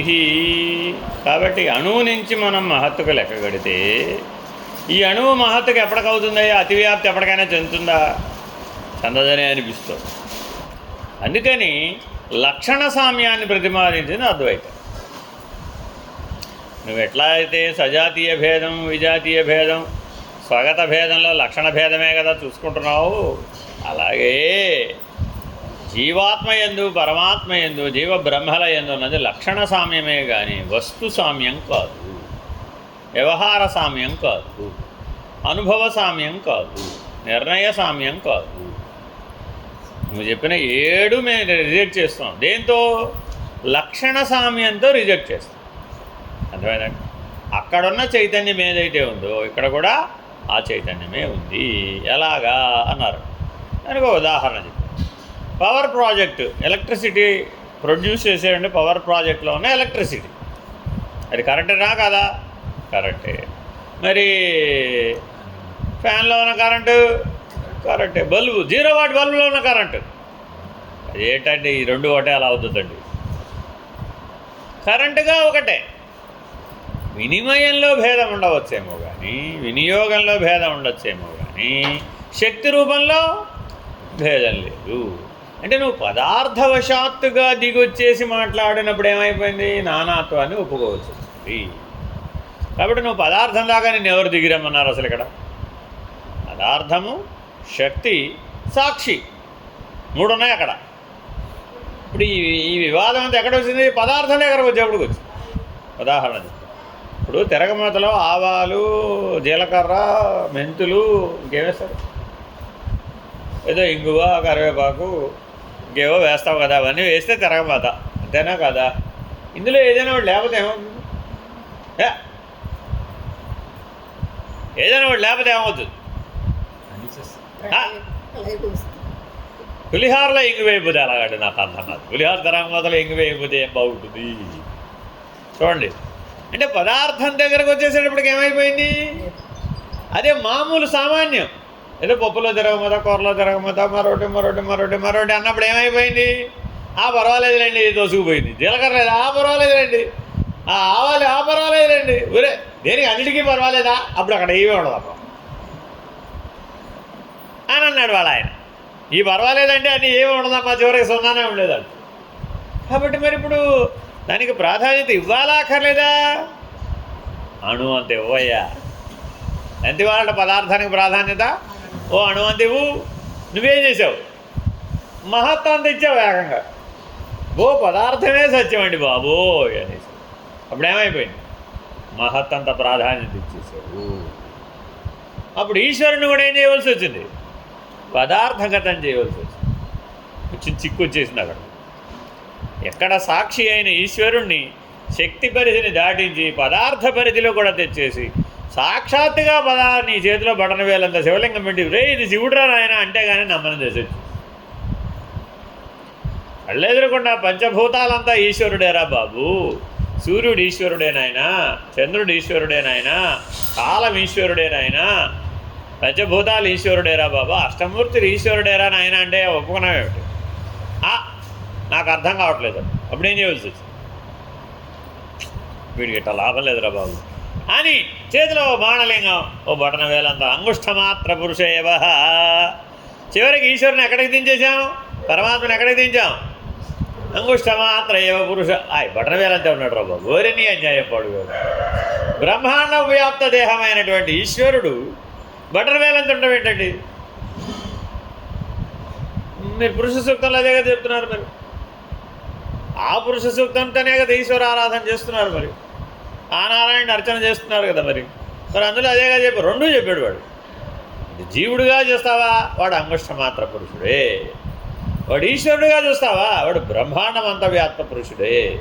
ఇప్పుడు ఈ అంగుష్ఠమాత్రం అంత పురుషుడు బ్రహ్మాండ వ్యాప్తమని అతివ్యాప్తి ఎలా పొందాడు అని అడుగుతున్నాడు. నాయన అతివ్యాప్తి లేదు. ఎలాగా? దీపారాధనలో ఉన్న ప్రకాశము ప్రకాశమే, సూర్యప్రకాశము ప్రకాశమే. చీకటిని పారద్రోలడానికి రెండు ఉపయుక్తమే. అంతేనా కదా? బ్రహ్మాండం అంత చీకటి పారద్రోలాలండి, నీదేమో ఉపయోగపడుద్దా? అప్పుడేం కావాలి? సూర్యుడే కావాలి. నీ చిన్న గది ఉందండి, ఆ గదికి చీకటి పోగొట్టాలండి, చిన్న లైట్ చాలు, దీపం చాలు. కాబట్టి నీ అజ్ఞానాంధకారం యొక్క స్థాయిని బట్టి, పరిమితిని బట్టి దానికి అవసరమైన వెలుగు అవసరమైంది. జ్ఞానం ఎంత కావాలండి అంటే నీ అజ్ఞానాన్ని బట్టి. దీపమైనా జ్ఞానమే, సూర్యుడైనా జ్ఞానమే. నీ బటన వేలంత శివలింగం చేతిలో పెట్టుకున్న ఈశ్వరుడే ఏకంగా బ్రహ్మాండ వ్యాప్త దేహాభసిత హిమరుచాభాసమానా భుజంగయ్య అన్న ఈశ్వరుడే. రెండింటికి ఏం భేదం లేదన్నది అద్వైతం. కాదు కాదు, ఇది ఇదే, అది అదే అన్నది ద్వైతం, విశిష్టాద్వైతం. సరే, 11వది లక్షణస్య త్రీణి దూషణాని సంతి. ఏమండి, ఏమంటారు మీరు అద్వైతులు? లక్షణ సామ్యం అంటారా? అయితే మేము మీ లక్షణానికి 3 దోషాలు చెప్తాం. పట్టు ఎలా కాదంటావు చూస్తాం. నువ్వు లక్షణ సామ్యం అంటున్నావు కదా, స్త్రీలు పురుషులు సమానమే లక్షణం రీత్యా. ఏమిటా లక్షణం? జీవలక్షణం. అంతేనా కదా? అందరు స్త్రీలు, అందరు పురుషులు, 84 లక్షల జీవరాశులు సమానమే. ఎలాగా? అందరూ జీవులే కాబట్టి, అందరిలో ఉన్నది జీవ చైతన్యమే కాబట్టి. మళ్ళీ పెంచాం. మళ్ళా చూడండి, ఇక్కడ వరకు చెప్తే జీవుడు అన్నాం, అక్కడ చెప్తే జీవ చైతన్యం. అబ్బా, మొక్కల సంగతి ఏమిటో అభివృద్ధి చెందటం లేదా? వృద్ధి చెందేవి ఎన్నో ఉన్నాయి, క్షయించేవి ఎన్నో ఉన్నాయి ఈ సృష్టిలో. మరి వాటిలో కూడా చైతన్యమే. వాటిలో జడ చైతన్యం, వీటిలో స్థావర చైతన్యం, వీటిలో జంగమ చైతన్యం. చైతన్యంలో లక్షణ సామ్యం అదైందా? ఆ 33 కోట్ల దేవతల సంగతి ఏంటి అయితే? వాళ్ళు దైవీ చైతన్యం, ఈశ్వర చైతన్యం, దివ్య చైతన్యం. ఇది జీవ చైతన్యం, అది దైవ చైతన్యం, అది జడ చైతన్యం. ఒరే ఎక్కడ పడితే అక్కడ ఈ చైతన్యం తగిలించాడు, రైట్? ఆ చైతన్యమే లక్షణ సామ్యం అయ్యా బాబు అన్నాడు అద్వైతుడు. అయితే నేను దానికి 3 దోషాలు చెప్తా పట్టు, ఎలా నివర్తిస్తారు. ఎందుకు ఈ మాటలన్నీ చెప్తున్నారు? సమాధి నిష్టలో కూర్చున్నప్పుడు వాసనాక్షయం అవ్వాలి కదా, అయితేనే కానీ స్వరూప జ్ఞాన సాక్షాత్కారం కలగదు. వాసనాక్షయం ఎలా అవుతుంది? ఇదిగో ఈ ఆక్షేపణలన్నీ నీ లోపల నిరసించాలి, సమాధాన పరచగలగాలి. అప్పుడే ప్రశ్న రాదిగా. అసలు ప్రశ్నలే లేని స్థితి వస్తే కానీ సాక్షాత్కారం కలగదు. కానీ సందర్భాన్ని బట్టి ప్రశ్నలు వచ్చేస్తున్నాయి అనుకోండి, అప్పుడు నువ్వు సమాధి నిష్ట వాసనాక్షయం అవ్వలేదు. ఇంతకీ ఆరోగ్యం కావాలా అనారోగ్యం కావాలా నీకు?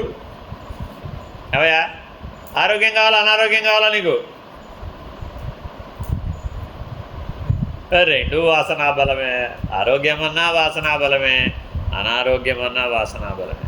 వాసనాక్షయమైన వాడికి ఆరోగ్యం ఏమిటి, అనారోగ్యం ఏమిటి? ఇప్పుడు మనం భగవాన్ రమణులు బాగా జబ్బు పడ్డారని అంటున్నాం, అర్థం ఉందేరా? రామకృష్ణ పరమహంస బాగా జడ్డు వచ్చే కాలంలో చాలా జబ్బు పడ్డారు. ఊరే సాక్షికి జబ్బు ఎలా వస్తుందండి? పరమహంస సాక్షి కదా. మరి వాడు పదార్థములు శక్తికి అవతలవాడు కదా. పదార్థము శక్తి సంయోజనంలో కదా ఆరోగ్యం అనారోగ్యం. మరి దాని ఆ 2 అవగడతలు దాటి అవతలకి వెళ్ళిన సాక్షికి, పరమైనటువంటి వాడికి అనారోగ్యం అని ఎలా చెప్తావు? అంటే ఎక్కడికి దించేసావు? మళ్ళా సత్వధాతు నిర్మిత పదార్థంలోకి దించేసావు. కాబట్టి ఎప్పుడు నీకు బ్రహ్మమయ దృష్టి ఉండవలసింది పోయి పదార్థమయ దృష్టి బలపడిపోయింది. చూడండి ఏం 3 దోషాలు చెప్తున్నాడు. అవ్యాప్తిరతివ్యాప్తిరసంభవశ్చేతి. 3 దోషాలు ఉన్నాయ్యా. లక్షణం అంటున్నావు కదా, ఏదో చైతన్యం చైతన్యం చైతన్యం అంటున్నావు కదా. అక్కడ ఇక్కడ ఒకటే, ప్రకాశం ఒకటే, చైతన్యం ఒకటే, జ్ఞానం ఒకటే. ఏమిటి మీ ఆత్మ లక్షణాలు? సత్ చైతన్య జ్ఞాన ప్రకాశ ఆనంద లక్షణాలు కదా. ఈ 5 లక్షణాలు జీవుడికైనా ఆత్మకైనా, జీవాత్మకైనా పరమాత్మకైనా, జీవుడికైనా బ్రహ్మమునకైనా ఈ 5 లక్షణాలు మారడం లేదు. ఈ 5 లక్షణాలు అవే. ఏమిటవి? సత్ చైతన్య జ్ఞాన ప్రకాశ ఆనంద లక్షణాలు అని అద్వైత ప్రతిపాదన. సరే, లక్షణ సామ్యం అన్నావు కదా. అయితే దానికి అవ్యాప్తి ఒక దోషం ఏముందండి? అవ్యాప్తి. 2వ లక్షణం ఏమిటి? అతివ్యాప్తి. 3వ లక్షణం ఏంటి? అసంభవం. ఈ 3 దోషాలు ఉన్నాయిరా బాబు నువ్వు చెప్పే లక్షణాలు అని అడ్డం వచ్చాడు. మళ్ళీ ఎలాగో తెలియాలండి. అంటే కేవలం ఈ సూత్రాలు మాత్రం చదువుకుంటూ వెళ్ళిపోతే ఏమీ తెలియదు. ఇలా విచారణ చెయ్యాలి. ఉదాహరణ చెప్పేటప్పుడు, ఏమయ్యా నువ్వేదో ఒకటి దేవతార్చన పెట్టావు కదా, ఇప్పుడు ఆ దేవతార్చన అంతా చైతన్యమేనంటావా కాదంటావా? ఏది నాకేం కనపడలేదు. చైతన్యం ఉంటే కదలటం లేదు. ఏ దృష్టితో చూసినా కదలటం లేదు అసలు. అది నీవు చెప్పిన సాక్షి కూడా కదలటం లేదు. సాక్షి కూడా ఉన్న లక్షణం ఏమిటి? కదలకపోవడమే.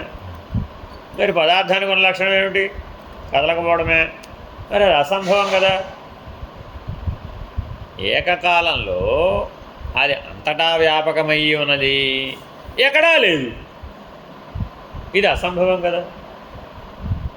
ఎక్కడన్నా చూపెట్టమని అడిగితే ఏమంటున్నావు? ఈ సృష్టిలో లేడండి, సృష్టికి అవతల ఉన్నాడు. అర్థమైందా?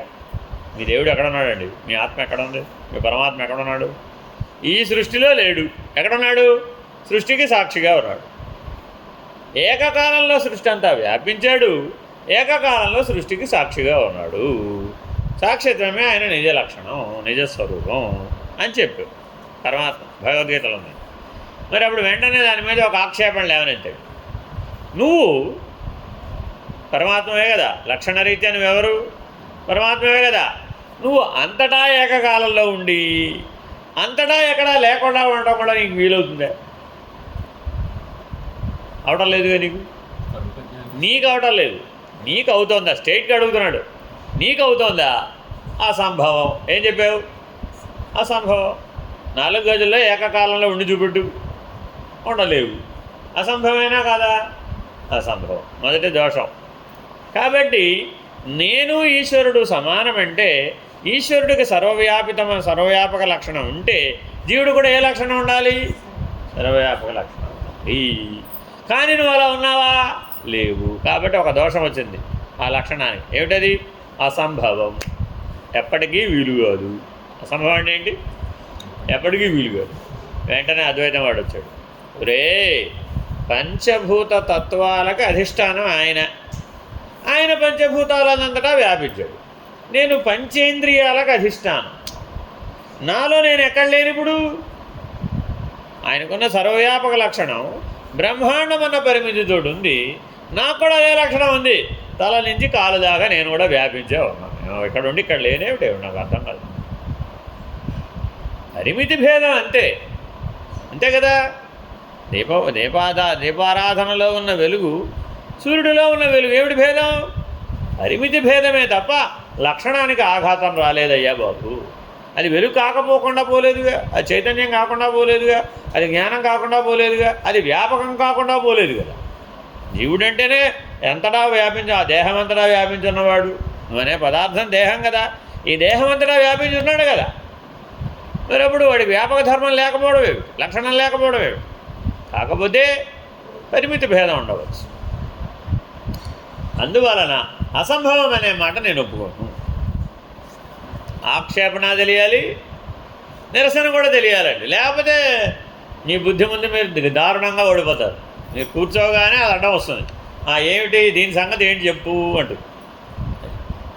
అప్పుడు దాని మీద మీకు ఈ ఆక్షేపణ, ఈ నిరసన తెలిసి ఉంటే అప్పుడు దాన్ని ఓడిస్తారు. మీ బుద్ధిని మీరు ఓడించడమే సమాధి నిష్టలో మీరు సాక్షాత్కార స్థితికి గెలవడం. మీ బుద్ధి, మీ చిత్తము, మీ అంతఃకరణం మీ చేతిలో ఓడిపోవాలండి. ఆ ఓడిపోవడానికి చేసే ప్రయత్నమే సమాధి నిష్ట. అది ఓడిపోయింది అనుకోండి, ఇంకెప్పటికీ తలెత్తదు. అదే ఓడిపోలేదనుకోండి, ఎప్పటికప్పుడు తలెత్తుతున్నావు. అబ్జెక్షన్. ఇద్దరు లాయర్లు పోటాడుకున్నట్టే. జడ్జి గారు తీర్పు ఇవ్వాలి. జడ్జి ఎవరు? నువ్వు. అర్థమైందండి? ఏం చెప్తున్నాడు చూడండి, ఒక్కొక్కటి వివరిస్తున్నాడు మళ్ళా. తత్ర లక్ష్యైక దేశావృత్తిత్వ లక్షణస్య వ్యాప్తి బంధాజీవానాం బద్ధత్వం. జీవుడికి ఏమనిపిస్తుందట అనుభవంలో? నేను బాధితుణ్ణి, ఎన్ని దుఃఖాలో నాకు, ఎన్ని బాధలో నాకు, ఎన్ని వేదనలో నాకు అని నా అనుభవంలో ఉంది కదా. ఏమీ లేదంటావే, ఆనందం ఒకటే ఉందంటావే. ఈశ్వరుడికో బంధం లేదు, బాధ లేదు, వేదన లేదు, దుఃఖం లేదు. ఈ 4 లక్షణాలు ఈశ్వరుడికి ఉన్నాయా? లేవు. ఎవరికి ఉన్నాయి? జీవుడికి ఉన్నాయి. ఎవరిని అడిగినా ఉన్నాయి. ఏ ఒక్కడో కాదు, ఏ జీవులను అడిగినా కూడా ఆ జీవికి సంబంధించిన బంధం, బద్ధత్వం, అలాగే బాధ, వేదన, దుఃఖం ఉన్నాయా లేవా? ఉన్నాయి. కట్టుబడి ఉన్నావా లేదా? ఓ దానికి కట్టుబడి ఉన్నావా? ఏ కట్టుబడి నాకేం లేదంటావా? అనడానికి జీవుడిగా సరిపోవట్లేదుగా. మరి నువ్వు లక్షణ సామ్యం అంటావేమిటి? మళ్ళా నా ఈ గొడవను ఎక్కడ ఆక్షేపిస్తున్నాడు చూడండి. నువ్వు ఈశ్వరుడు జీవేశ్వర ఐక్యం అంటున్నావు, జీవబ్రహ్మైక్యం అంటున్నావు. ఆ ఈశ్వరుడు కానీ, ఆ బ్రహ్మమునకు కానీ, ఆ ఆత్మకు కానీ ఈ 4 లక్షణాలు లేవు. బంధం లేదు, బంధానికి కట్టుబడి ఉండడం లేదు వాడికి. అసలు బంధమే లేదు, బంధానికి కట్టుబడి ఉండడం లేదు. ఇంకేం లేదు? బాధ లేదు, ఇంకేం లేదు? వేదన లేదు, ఇంకేం లేదు? దుఃఖం లేదు. మరి ఇవేం లేవు కదా వాడికి. నీకున్నాయా లేవా? ఇప్పుడు ఎక్కడికి వచ్చాడు? వస్తు భేదం అయిపోయింది. నెక్స్ట్ అనుభవ భేదం మీద విచారణ చేస్తున్నాడు. లక్షణము లక్ష్యమందంతటను వర్తింపకుండుట అవ్యాప్తి. ఆయన అలా ఉన్నాడు కాబట్టి అంతటా వ్యాపించున్నాడంటానికి ఒప్పుకున్నాం. కానీ నువ్వు కట్టివేయబడి ఉండి నేను అంతటా ఉన్నానని చెప్పలేవుగా. అప్పుడు అవ్యాప్తి. లేవని ఒప్పుకో, అంతటా లేవని ఒప్పుకో. మరి అయితే నేను ఇక్కడ చూస్తానండి, దీనికి ఉదాహరణ ఉందండి. భగవాన్ బాబావారి మహిమాన్వితమూర్తి పుస్తకంలో చదివితే మీరు బాబా గారు సర్వజ్ఞుడు, దేవుడు అంటారు కదా, నేను ఒప్పుకోను అన్నట్టు. ఒక ఆయన ఎక్కడో మలేషియాలో, బాబావారు ఎక్కడున్నారు? ప్రశాంత నిలయంలో పాఠం చెబుతున్నారు. మరి ఇప్పుడు ఒప్పుకోవాలి అంటే ఈయన ఎక్కడ ఉండాలి? మలేషియాలో కూడా ఉండాలి. ఇక్కడ కూడా ఉండాలి, అక్కడ కూడా ఉండాలి. సరే, వాళ్ళ దేశం వాళ్ళు ఇక్కడ ఉన్నారు. వాళ్ళు అడిగారు, ఏమండి మా దగ్గర ఫలానా ఆయన ఒక ఆయన ఉన్నాడండి, ఆయన రమ్మన్నామండి, ఆయన రాలేదండి, మీ మీద నమ్మకం లేదన్నాడండి, మీరు సర్వవ్యాపకుడని రుజువు చేసుకుంటే వస్తానన్నాడండి అని ఇంటర్వ్యూ రూమ్లో చెప్పారు. చెప్తే ఇప్పుడు బాబావారు ఏం చేయాలి? అదే దేవుడు దేవుడు అని నిరూపించుకోవాలి కదా. ఇప్పుడు వచ్చి చిక్కది. అందుకని బాబావారు ఏం చేశారు, నీకు ఎక్కడెక్కడ కావాలో లిస్ట్ రాసి ఇచ్చేయమన్నారు. నీకు ఎక్కడెక్కడ కావాలో ఓ లిస్ట్ రాసి ఇచ్చేయమన్నారు. 16 దేశాల పేరు రాసి ఇచ్చేశారు వెంటనే. అయితే ఆ 16 దేశాలకి ఫోన్ చేసి కనుక్కో, ఫోన్ నెంబర్ కూడా పక్కన రాయన్నారు. ఆ 16 దేశాలు వాళ్ళకి తెలిసిన వాళ్ళ పేర్లు ఫోన్ నెంబర్లు రాశారు. ఆ ఉన్న వాళ్ళందరినీ, ఇంటర్వ్యూలో ఉన్న వాళ్ళందరినీ తలా ఒక ఫోన్ తోటి ఆ 16 ఫోన్ చేశారు. ఫలానా చోట ఫలానా వాళ్ళని నేను రక్షిస్తున్నాను, ఇప్పుడు అక్కడ ఆ పనిలో నేను ఉన్నాను, కావాలంటే వెళ్ళి చూసుకోమను అన్నారు. 16 మంది 16 దేశాల్లో వెళ్ళి ఆ 16 చోట్ల చూసి, ఇక్కడ బాబా గారు ఉన్నారు, ఈ ఫలానా ఆయన్ని రక్షించారని వాళ్ళకి కన్ఫర్మేషన్ ఇచ్చే వరకు అలాగే ఇక్కడే మీరు ఇంటర్వ్యూ రూమ్లోనే కూర్చోమన్నారు. ఈయన వెళ్ళిపోయారు దర్శనానికి, వాళ్ళు లోపలే కూర్చున్నారు. ఈయన మళ్ళీ దర్శనం భజన అంతా పూర్తి చేసిన మళ్ళీ ఇంటర్వ్యూ రూమ్లో కూర్చోరు. ఏమిటైతే కనుక్కున్నారా? మీరు 16 చోట్ల ఉన్నారంటండి బాబు, ఇప్పుడు మీరు ఒప్పుకుంటారా భగవంతుడేనని? కాబట్టి ఇప్పుడు ఏమిటి, అతివ్యాప్తి ఆయనకుంది కాబట్టి భగవంతుడు. మరి నువ్వు కూడా అలా ఉంటావు. ప్రశ్న తిరిగి ఎక్కడికి వచ్చేది చూడండి. ఇప్పుడు జీవేశ్వర ఐక్యమని నువ్వు అద్వైతాన్ని ప్రతిపాదిస్తున్నావు కదా, మరి నువ్వు కూడా అలాగే ఉండవా? లేవు, అవ్యాప్తి. నాకు అంత శక్తి లేదన్నావు. ఆయనంటే భగవంతుడు కాబట్టి అలా ఉన్నాడండి. మీలో ఎవరైనా ఉంటారా అని బయటకు వచ్చి ఎవరైనా అడిగితే మా వల్ల ఎవరు కాదని అక్కడ ఉన్న 10,000 మందిలో అక్కడ కూడా అలా లేడండి. మరి వీడికి ఉన్న లక్షణం ఏంటి? అవ్యాప్తి. నేను లేనని ఒప్పేసుకున్నాడు వీడు. నేను అంతటా లేను, నేను పరిమితంగానే ఉన్నా అని ఒప్పుకున్నావు కదా. కాబట్టి నీ లక్షణం పోయింది కదా. ఉదాహరణ, జీవులకు బద్ధత్వము లక్షణం. ఈ శరీరం అనే కట్టుకొయ్యకి నీలో ఉన్న జీవుడు కట్టివేయబడి ఉన్నాడు. కట్టివేయబడి ఉన్నాడా లేదా? లేడైతే ఉండి చూపెట్టేదే. దేహం అనే బంధం నాకు లేదు, బద్ధత్వం నాకు లేదు అని నిరూపించు. అందుకని ఇప్పుడు మనం ఏమంటారు, అందుకని సాక్షాత్కార జ్ఞానం అంటే నువ్వు సర్వవ్యాపకమనే అనుభవాన్ని పొందాలి. అప్పుడు మాత్రమే ఆత్మనిష్ట నిరూపితమవుతుంది. అంతే. అందుకని అపరోక్షానుభూతి చెప్పవలసి వచ్చింది. ఇక్కడ ఉన్నాడు, అక్కడ ఉన్నాడు, ఎక్కడైనా ఏకకాలంలో ఎన్ని చోట్లైనా పని చేయగలడు. ఏకకాలంలో ఆ చైతన్యం ఎంత మేరకు వ్యాపించి ఉంటే అంత మేరకు వ్యవహరించగలడు, అంత మేరకు ఉండగలడు, అంత మేరకు ఆయనేమి బద్ధుడు కాదు. ఈ అనుభవం ఎవరికైతే వచ్చిందో వాడే ఆత్మనిష్ఠుడు. Very very important. అందుకని 8 శరీరాలలో 8 ప్రపంచాలలో భువనభాండం అంతా కూడా బ్రహ్మాండం అంతటా వ్యాపించిన చైతన్య స్థితిలో ఎవడైతే ఉంటాడో వాడే ఆత్మనిష్ఠుడు. అంతేగాని కేవలం భావమాత్రం చేత, ఊహమాత్రం చేత, మనన మాత్రం చేత నీవు అదే మననం చేసి చేసి చేసి భ్రమర కీటక న్యాయంలాగా కీటకం భ్రమరం అయిపోయినట్లుగా భావన ఎంత చేసినప్పటికీ నిజానుభవం కనుక నీకు లేకపోయినట్లయితే నీకు ఈ లక్షణం అడ్డం వస్తుంది. ఈ శరీరం పడిపోయినప్పుడు నేను పడిపోతున్నాను, నేను కూడా పోతున్నాను, ఈ కట్టుకొయ్య పోయిందండి, పోతే అప్పుడు ఏమైంది, నేను కూడా దాంతో పడిపోయాను అనేటటువంటి అనుభవం నీకు ఉంటుంది కదా. మరి అప్పుడు నువ్వు కట్టుకొయ్యకి బంధించబడ్డవాడివే కానీ నీకు స్వేచ్ఛ ఎక్కడుంది?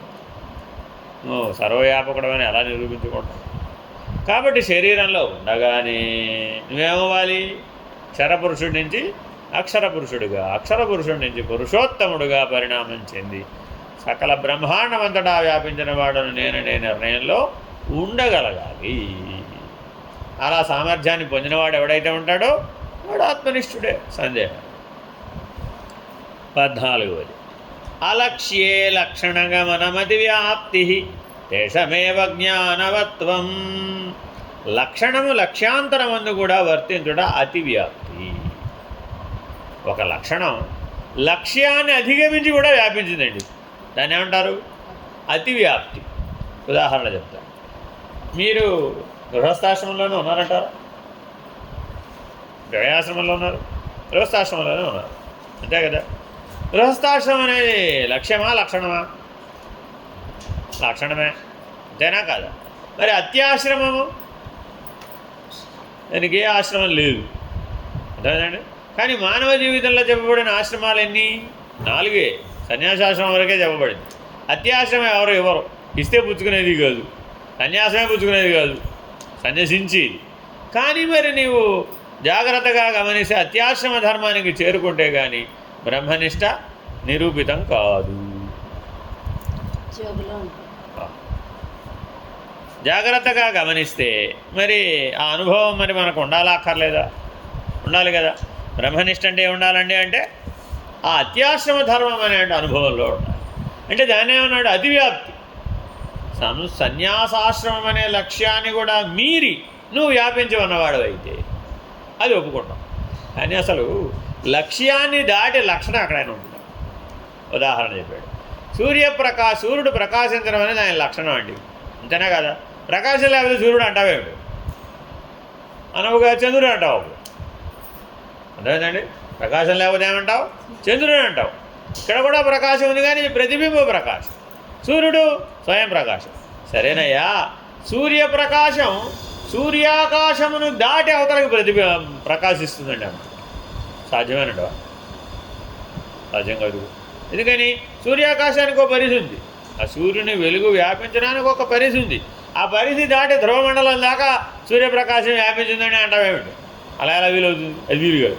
కానీ నువ్వు చెప్పిన గొడవ ఎలా ఉందయ్యా అంటే, జీవుడనే పరిమితిని దాటి లక్ష్యమైనటువంటి పరమాత్మ దాకా, అవసరమైతే పరాత్పరం దాకా లక్షణం అతివ్యాప్తి చెందిందట లక్ష్యాన్ని దాటి. అలాగే ఈ జీవుడే పురుషుడిలో జీవుడు అన్నవాడు పురుషుడని నిర్ణయించడమే కష్టం అంటుంటే, ప్రకృతిని అధిగమించి, పంచభూతాలను అధిగమించి, తాపత్రయాలను అధిగమించి, దేహంలో దేహత్రయాన్ని అధిగమించి, గుణత్రయాన్ని, ఈ త్రిపుటినంతా అధిగమించి పురుషుడనే నిర్ణయం పొందాలంటేనే కష్టం కదా. ఆ పురుషుడు అక్షర పురుషుడే కదా.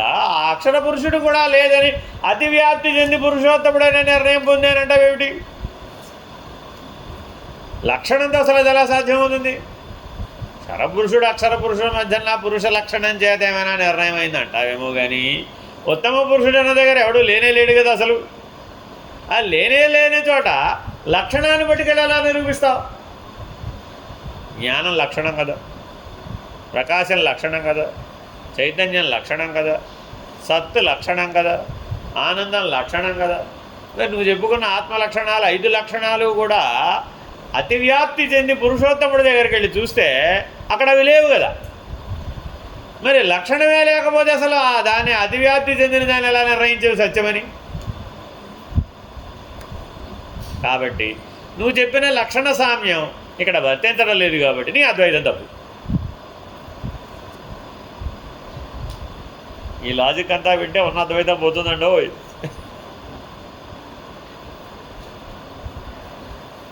జాగ్రత్తగా గమనిస్తే ఈ 7 భేదాలని గనక మనం సరిగ్గా గనక బుద్ధిలో పరిష్కరించకపోతే అద్వైతం నిలబడదు. Very very important. అందుకని ఇప్పటిదాకా అద్వైతం చెప్పిన వాడిని ఇప్పుడు ఆక్షేపణలు చెప్తున్నానండి. ఈసారి మీరు ఏం చెప్తున్నానండి? అలక్ష్యే లక్షణగమనం అతివ్యాప్తి తేషామేవ జ్ఞానవత్వం. ఇక్కడేదో ఈ జీవుడే గొప్ప, ఈ జ్ఞానమే గొప్ప, ఈ ధర్మమే గొప్ప, మిగిలిన 24 లక్షల జీవరాశులలో మానవుడే గొప్ప అంటున్నావు కదా. దేని చేత? జ్ఞానమనే లక్షణం చేత, అంతేనా కదా? మరి ఈ జ్ఞానమనే లక్షణం చేత కూడా ఆ ఆత్మే గొప్ప, ఆ పరమాత్మే గొప్ప అంటున్నావు. అక్కడ కూడా ఏముంది? అక్కడ కూడా ఈ జ్ఞానం అనే లక్షణమే ఉంది, అంతేనా కదా? మరి నువ్వు చెప్పిన పురుషోత్తముడి దగ్గర ఈ జ్ఞానం అనే లక్షణం లేదే, మరి అతివ్యాప్తి చెందినప్పుడు. మరి అప్పుడు ఏది సత్యం అంటావు?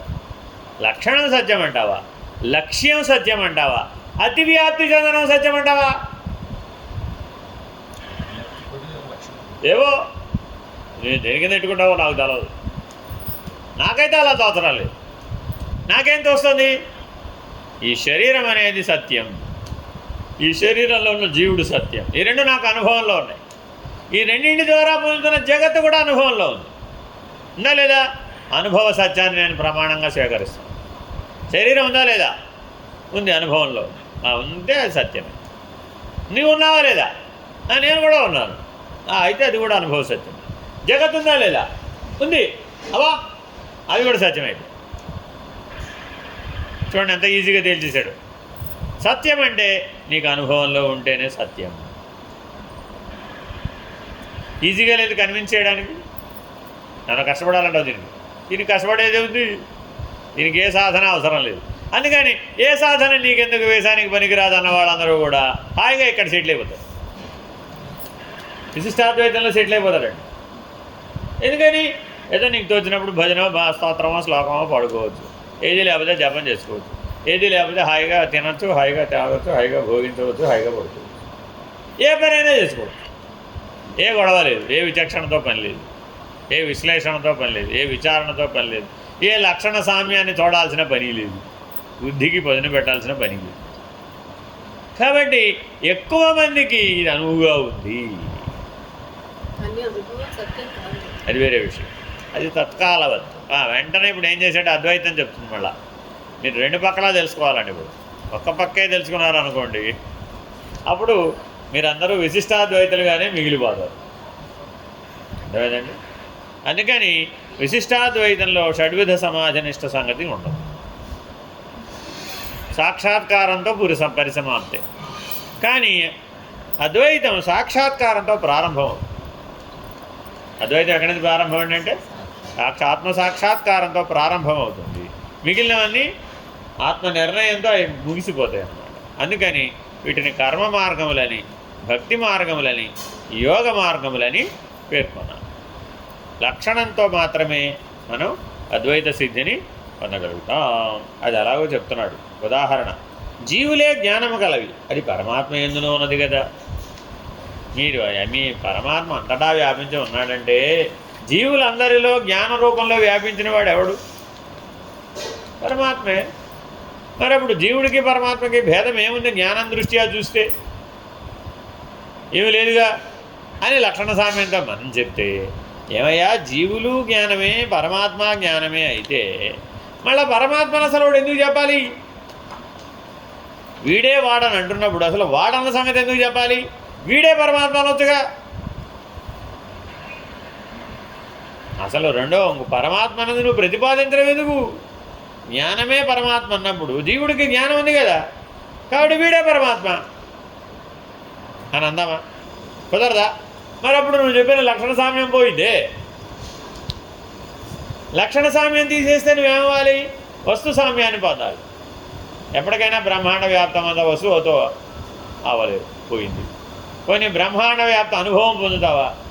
అంత వస్తువు కానప్పుడు అంత అనుభవాన్ని ఎలా పొందుతావు? పొందలేవు, అనుభవం పోయింది. సరే, వ్యవహారం చేయబోని బ్రహ్మాండం అంత వ్యవహారం చేసి చూద్దాం, అది చేయలేవు. వస్తువు పోయే, వ్యవహారము పోయే, అనుభవము పోయే. మరి ఇప్పుడు నేను బ్రహ్మమనే నిర్ణయం ఎలా పొందుతావయ్యా? కాబట్టి నువ్వు బ్రహ్మము కాదు. నువ్వు ఒప్పుకుంటే ఏమిటైంది?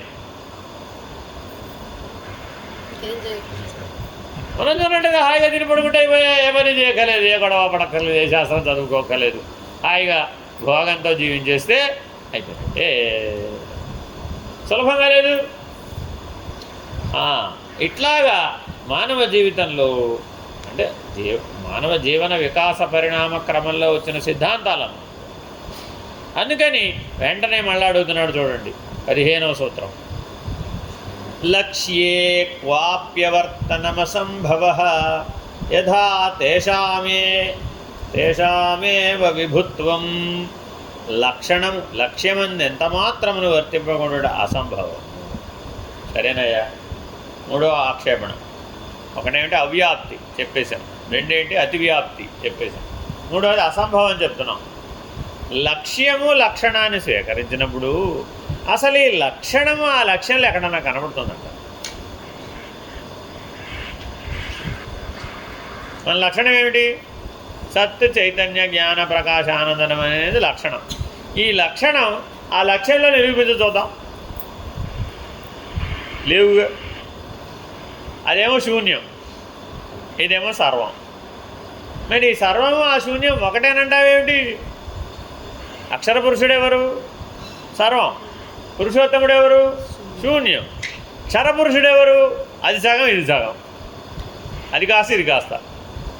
ఇప్పుడు అది కాస్త ఇది కాస్త ఉన్నవాడు అక్షర పురుషుడిగా ఎదిగి పురుషోత్తముడిగా ఎదిగి ఆ 3 పురుషత్రయాలు లేనేలేవు, ఉన్నది ఒక పురుషుడే అని నిర్ణయం పొందాలి.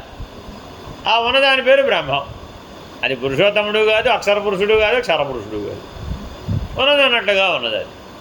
మరి ఇప్పుడు ఆ ఉన్నది ఉన్నట్లుగా ఉన్నది సత్తానందామా అసత్తానందామా? అది సత్తు కాదు అసత్తు కాదు. పోనీ జ్ఞానం అందామా అజ్ఞానం అందామా?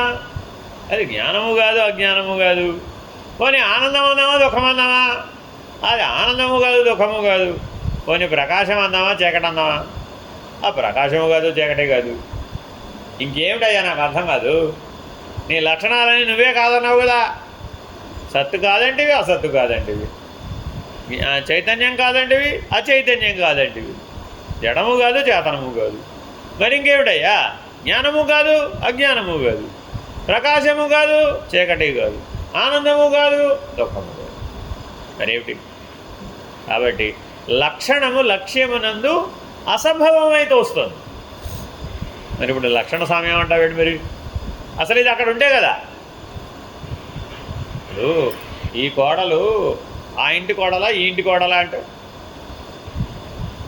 ఏదో ఇంటికి కోడలై ఉంటుంది, కానీ ఈ ఇంటికి ఏ కోడలో ఆ ఇంటికి కూడా ఆ కోడలేనండి అంటావేమిటి? లక్షణ సామ్యం అంటే అర్థం అదేగా. కానీ ఆవిడ అమ్మమ్మ, ఈవిడ అమ్మ, లేదా అత్తయ్య, ఈవిడ గారికి అత్తగారు ఆవిడ, అత్తగారికి అత్తగారు ఆవిడ. ఈ అత్తగారికి ఈవిడ కోడలైతే అత్తగారికి ఏమవ్వాలి? అదేవిడు అత్తగారికి ఏమవ్వాలి? అత్తగారికి ఈవిడ కోడలమ్మ, అత్తగారికి ఏమవ్వాలి? కోడలే అవుతుంది. లక్షణ సామ్యం అద్వైతం అంటే అర్థం అది. అర్థమైందండి? అమ్మలగన్నయ్యమ్మ అమ్మాయిగా ఉన్నా అమ్మలగన్నయ్యమ్మే, అమ్మగా ఉన్నా అమ్మలగన్నయ్యమ్మే, కోడలుగా ఉన్నా అమ్మలగన్నయ్యమ్మే. లక్షణం ఏం మారలేదమ్మా తల్లి. అది అద్వైతం. అర్థమైందండి? ద్వైత విశిష్టాద్వైతాలు ఏం చేసినాయి? ఈవిడ కోడలైనంత మాత్రాన ఆవిడ కోడల వాళ్ళన్న నియమం ఏమీ లేదు అన్నది. మరి ఇప్పుడు ఏమైపోయింది? లక్షణము లక్ష్యమునందు అవ్యాప్తి అసంభవం అయిపోయింది. కాబట్టి మానవ జీవితంలో మీరు ఎప్పుడెప్పుడైతే సర్వవ్యాపక ధర్మాన్ని ఆరోపిస్తారో, ఆత్మ బ్రహ్మ అనే లక్షణాలను మీ బుద్ధి మీద ఆరోపిస్తారో, బుద్ధిని ఆత్మభావంలో ఉంచడానికి మీరు ఎప్పుడెప్పుడైతే ప్రయత్నం చేస్తారో, అదేగా సమాధినిష్ట అంటే. ఆ నిలకడ ప్రయత్నం చేయగానే వెంటనే బుద్ధి ఈ రకమైనటువంటి ఆక్షేపణలు లేవనెత్తుతుంది. ఎప్పటికీ కూడా అది కానే కాదు అని రూఢిగా నిరూపిస్తుంది, లాజికల్గా నిరూపిస్తుంది. అందుకని లాజిక్ అనేటటువంటి నియమానికి పరిమితికి లొంగినటువంటి వాడికి ఎప్పటికీ కూడా ఆత్మానుభవం కలగదు. అందుకని పెద్దలు ఒక సూత్రం చెప్పారు. నా చిన్నప్పుడు ఇప్పుడు మా మేనత్త గారు చెప్పింది 5 సంవత్సరాలు 8 సంవత్సరాల వయసు. నాయన తర్కించేవాడు జ్ఞాని కాదు, తర్కానికి నిలబడింది జ్ఞానం కాదు. నువ్వు జ్ఞానమని నిరూపించుకోవాలంటే తర్కించాల్సిందే. ఇప్పుడు ఈ ఆక్షేపణలు చెప్పాల్సిందే. ఆక్షేపణలు నిరసించేటటువంటి పరిష్కారం కూడా నీ దగ్గర ఉండాల్సిందే. దీన్ని తర్కం అంటారు. అంటే ఒక లక్ష్యాన్ని దృష్టిలో పెట్టుకు చేస్తేనే తర్కం అంటారండి. వాదము, తర్కము, జల్పము, వితండము, ఇలాగ చాలా విధానాలు ఉన్నాయి. ఇవన్నీ ఒక లక్ష్యం ఉంటేనే వీలవుతుంది. లక్ష్యం లేకుండా చేసేవి తర్కం కాదు. చాలామంది తనలో తాను తర్కిస్తాడు, కానీ అవుట్కమ్ ఏమీ ఉండదు. 2 గంటలు తర్కిస్తాడండి, ఏం తేల్చేవయ్యా అంటే ఏమీ తేల్చలేదండి. దానివల్ల ఏమిటి ప్రయోజనం? ఎందుకని లక్ష్యం పెట్టుకోలేదు కాబట్టి లక్షణ సామ్యమైనటువంటి దాన్ని బాగా దృష్టిలో పెట్టుకోవాలి. ఆత్మానుభవాన్ని పొందాలి అంటే బుద్ధిని సర్వదా ఆత్మస్థితిలోనే లయం చేయాలి. అప్పుడు సత్ చైతన్య జ్ఞాన ప్రకాశ ఆనంద లక్షణములే నేనుగా తెలియబోదు. అని స్వరూపము 5 లక్షణములే.